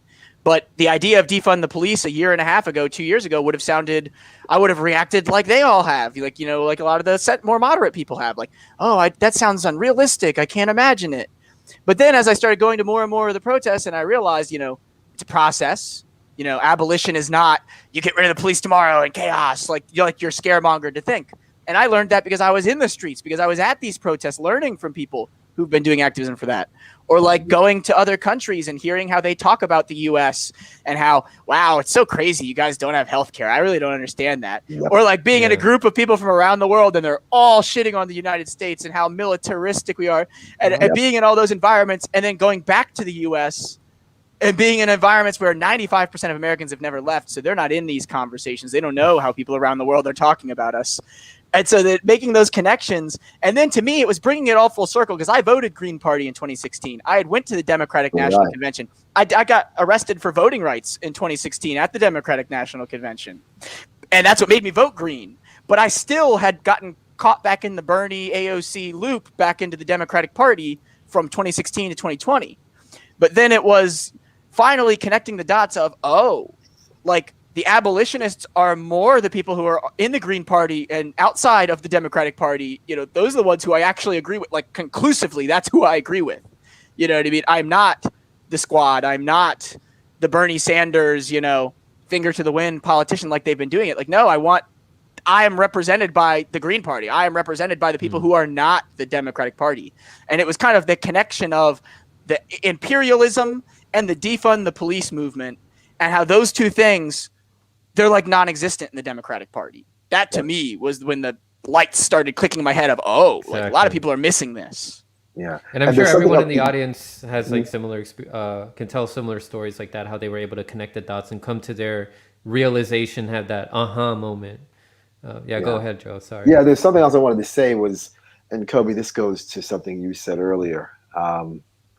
Quite honestly, there's no better education than traveling outside of the United States.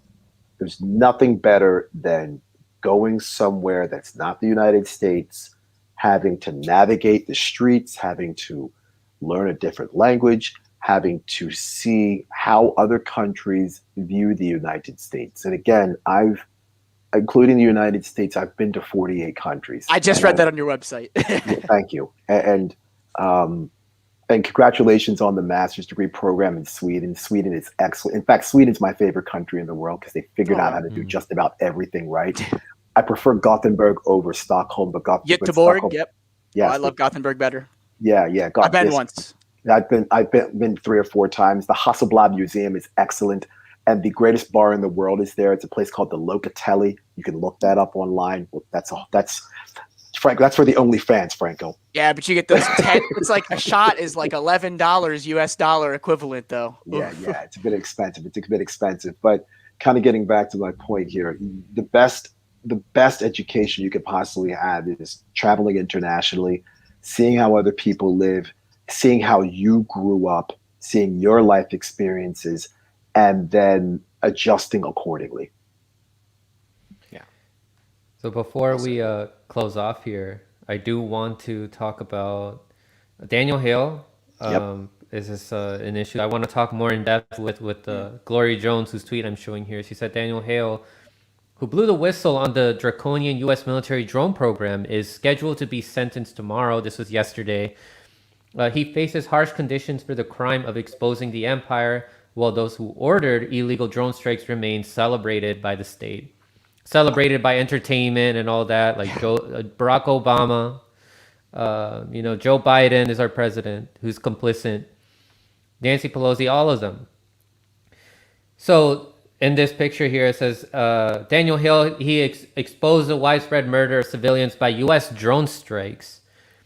Faces up to 10 years in prison for revealing information in the public interest. The U.S. government threatens to use further charges if unsatisfied with harshness of sentence. And then here's a quote from him, said, "Left to decide whether to act, I only could do that which I ought to do before God and my own conscience. The answer that came to me, that to stop cycle of violence, I ought to sacrifice my own life and not that of another person." And then here's an article by Chris Hedges that you guys could check out to get an update on what happened, in more detail. But pretty much Hale is sentenced for 45 months. And Chris Hedges writes that Daniel Hale, a former intelligence analyst in the drone program in the Air Force, who has a private contractor in 2013, leaked some 17 classified documents about drone strikes to the press, was sentenced Tuesday to 45 months in prison. The documents, published by The Intercept on October 15, 2015, exposed that between January 2012 and February 2013, U.S. Special Operations airstrikes killed more than 200 people. Of those, only 35 were intended targets.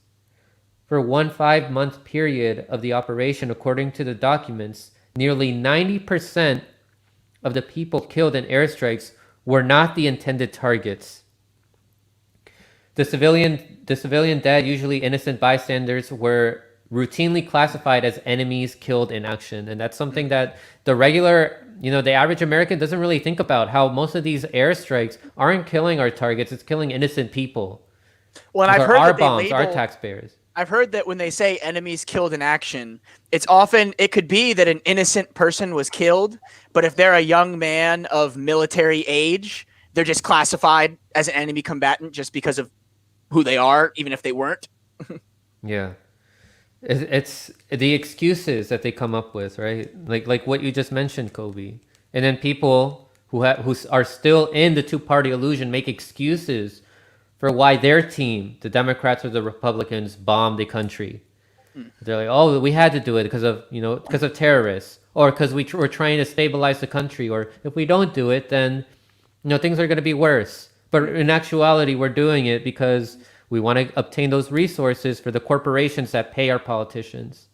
So Chris Hedges goes on to say, the Justice Department coerced Hale, who was deployed to Afghanistan in 2012, on March 31st to plead guilty to one count of violating the Espionage Act, a law passed in 1917 designed to prosecute those who passed on state secrets to a hostile power, not those who exposed the public government lies and crimes. Hale admitted as part of the plea deal to retention and transmission of national security information and leaking 11 classified documents to a journalist. If he had refused the plea deal, he could have spent 50 years in prison. And here's a tweet by Edward Snowden saying that Daniel Hale, one of the great American whistleblowers, was just moments ago sentenced to 4 years in prison. His crime was telling the truth. 90% of those killed by U.S. drones are bystanders, not the intended targets. He should have been given a medal. But right now, people are distracted by, in the Olympics, in which people are given medals, and I mean, it's fine to have like our escapism, but we got to be informed about the things that are happening, right? This is this is abhorrent. This is disgusting. This is criminal. And we've seen what's happened with other whistleblowers. We've seen what's happened with Chelsea Manning. We're seeing obviously what's happening with Julian Assange. We're seeing what's happening with Stephen Donziger. We're seeing what's happened with Edward Snowden, and take a look at some other journalists who have spoken out and were killed for speaking up. First person that comes to mind is Jamal Khashoggi. And earlier, about an hour and a half ago, I mentioned surveillance and technology, and obviously with Pegasus. For all we know, America might already have this Pegasus software and might already be surveilling. It's an Israeli firm. I almost guarantee it. By the NSO group. They might already be surveilling other activists and other journalists here. And you mix that in with big tech and the censorship that's happening in the tech from Twitter, Facebook, etc. And let's not forget, the reason that we have mass surveillance in the United States is none other than our current president, Joe Biden. He wrote the Counterterrorism Act of 1995. It never got approved in Congress, but then when September 11th happened, George Bush reached out to Joe Biden. Joe Biden went ahead and rewrote the bill, added more money to it, created an entire new government agency called the Department of Homeland Security, and then remixed everything that was in the Counterterrorism Act of 1995 and then called it the Patriot Act. So the reason we have mass surveillance right now is Joe Biden. Yep. Daniel Hale should never see the inside of a jail cell. And the fact that he was threatened with 50 years in jail tells you how truly avaricious and how truly just disgusting the United States government truly is. It's ridiculous what's happening. And it's so crazy because that 50 years in jail is if he stands by his conscience and doesn't give a plea deal, doesn't say that what he did was wrong. I imagine that 50 years is if he goes by his conscience and keeps to his word. Whereas that plea deal they gave him, he has to admit that it was wrong of him to have done these things. That's what it's about for them. It's ridiculous. It's ridiculous. And again, you mentioned Black Lives Matter, and I've mentioned some of the books here. Derek Chauvin killed a man and got 22 and a half years. Daniel Hale told the truth about what's happened in the Middle East, and he was threatened with, and Daniel Hale didn't kill anybody. Drone strikes actually killed people, innocent people. He revealed 160 people getting killed, 160 innocent people. 160 innocent people getting killed, and he was threatened with 50 years behind bars. And I guarantee you that's federal prison, which isn't a country club. So just to put that in perspective, and to take it even a step further, Julian Assange, who is not an American citizen, I think is looking at, I want to say 140 years in prison. It's like 175, yeah. Or 175 years in prison, and he is not an American citizen. So, again, the hypocrisy of the United States, just when you think they cannot be more duplicitous, You're seeing it more and more on a day-to-day basis. And Daniel Hale receiving a 45-month sentence for telling the truth is everything you need to know about the United States. Embarrass the government by telling the truth about them and the disgusting things that they do, and you receive some of the harshest punishments. That's the country that we live in. Yeah. That's a ridiculous. fascist state. And it's a failed state because we It doesn't spent. take care of its people. Yep. Anybody who wants to report on that is a threat. Yep. Look at that recent, that you guys saw, like that plan that Joe Biden has of going after people, and he calls them all domestic terrorists, and it's really vague. Right? And pretty much anybody who protests against the government, who's an anti-capitalist, would be considered an enemy of the state or domestic terrorist. Yeah. We're a threat to them. And that's why we can't be bootlicking them. We can't be making excuses for politicians who are complicit in this and enable these people. We have to be calling that out. So yeah, Daniel Hale is a hero. I don't know if you guys have any final words on that, but I do want to cover that in more depth later on in another All video. I will say is, I think especially on the left, and I think especially for you guys, and I include myself in this too, because it'll be me like doing similar stuff now. Telling the truth can get you killed.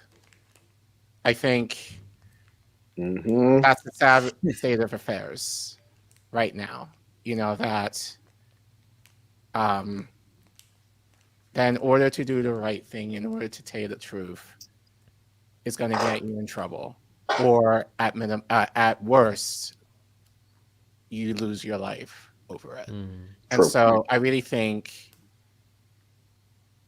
and this is something actually in thinking about my channel now, I don't think I'm going to go into necessarily as deep into issues that you do, Franco, depending on the circumstance, but all the same, you know, like, it's still that idea of talking about things that are countercultural to, you know, like what the establishment forces us to think. So the question is, I think all of us need to ask is, in a lot of ways, are we willing to lose our lives over it? You know, because if we can't, then, you know, return to the Matrix. Yeah. You know? But for those of us who are willing to, you know that this is something that you're going to come up against. And that's why, you know, I really appreciate you, Franco, because I know, like, you know, just how you've been demonetized and how you've been speared, and like how, like, you know, the powers that be have tried to do everything to try to cut your channel, like try to, you know, cut your income, you know, as far as building this channel. So the idea that you're willing to do this and push through that, I think in a lot of ways has been really, and not just you, but other people who are in this work, has really been inspiring to me, you know, for starting my channel and kind of doing the same thing, you know, with the knowledge that that could very well be me as well. But I think for you, just to kind of lead the way into and kind of showing us, like, this is what it means to kind of tell the truth. And this is the things that you're going to come up against for people that do not want to know the truth. But I think all of us are kind of at that point in thinking about, is this something that we're willing to give up our lives for? Yeah, and I'm sure, like, for my dad, you know, as a Pan-Africanist, I haven't talked to him about this necessarily, but I'm pretty sure, you know, like, in his truth, he probably thought about that in terms of his family. You know, am I going to put my effort into the movement, but possibly not do what I need to do for my family in the process, or be with my family, but knowing the truth, not able to publicly promote it? And he chose the movement. and that's something as a child I didn't quite understand, in terms of, because, my dad, really wasn't around. And then I lived with my mom mostly. And then I had a lot of issues with him, growing up. But now as an adult, I kind of get what he was doing. I think in a lot of ways he did that to protect me, in the sense of, not having to possibly lose him early on if something ever happened to him, possibly. So, but I think for all of us who are trying to discover truth and kind of teach truth, that's a reality that we have to kind of make sense of, and are we willing to go through that? And so, again, like Daniel Hale, is a hero. But I also say for you, Franco, and other commentators like you, thank you for the work that you're doing, because it's not easy. And it's like, and you don't necessarily have to do this, but you being able to push through that, I think it's very, commendable. And I'm sure other people have said that to you. But I appreciate that, Colin. Thank you. Thank you for those kind words. And yeah, that's like, what you're saying is so heavy to accept for a lot of people. It's like, it's so easy to want to stay and have a comfortable life where you're not a threat. Just sitting back, enjoying your escapism, watching your movies, watching sports, or whatever it is that you do. It's easy.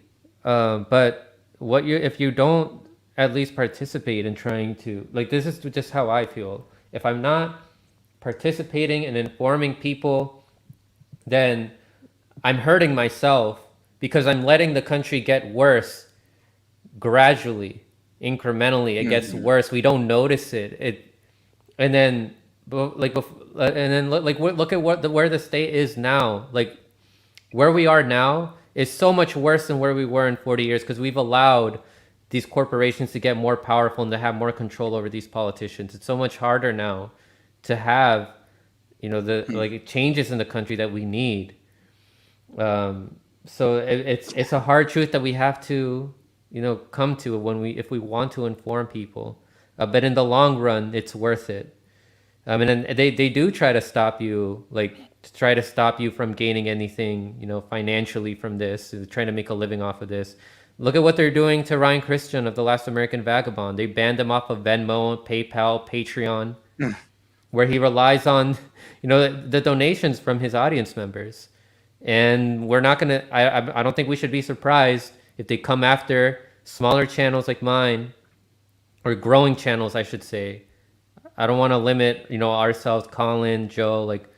I don't think we should call ourselves small channels. We should call ourselves growing channels, because we're helping to grow people's consciousness, and it's just going to be attractive to people, and that's going to spread like dominoes.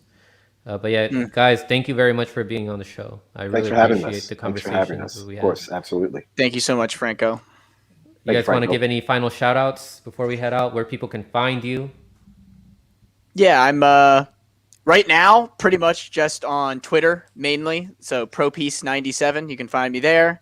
My Substack is also ProPeace97. I'm not posting on it as much these days.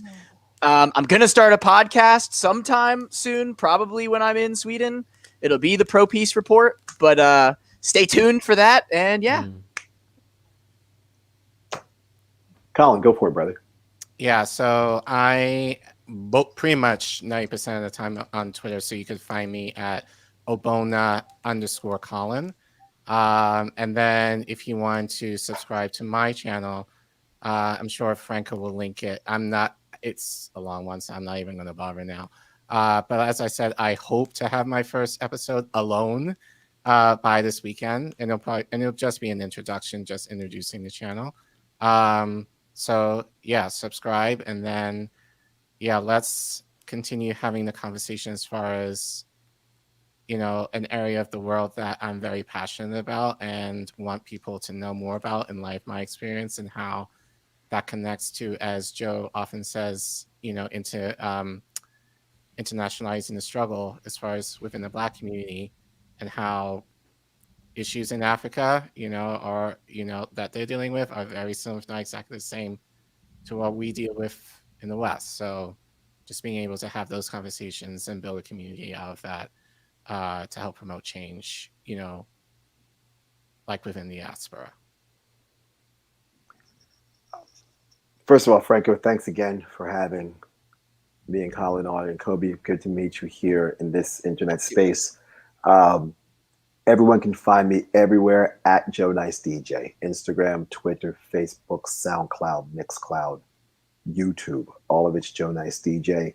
If you're interested in the shirt says essentially in Spanish, humanity, freedom, equality, survival. It's part of my clothing line at joenicedj.net.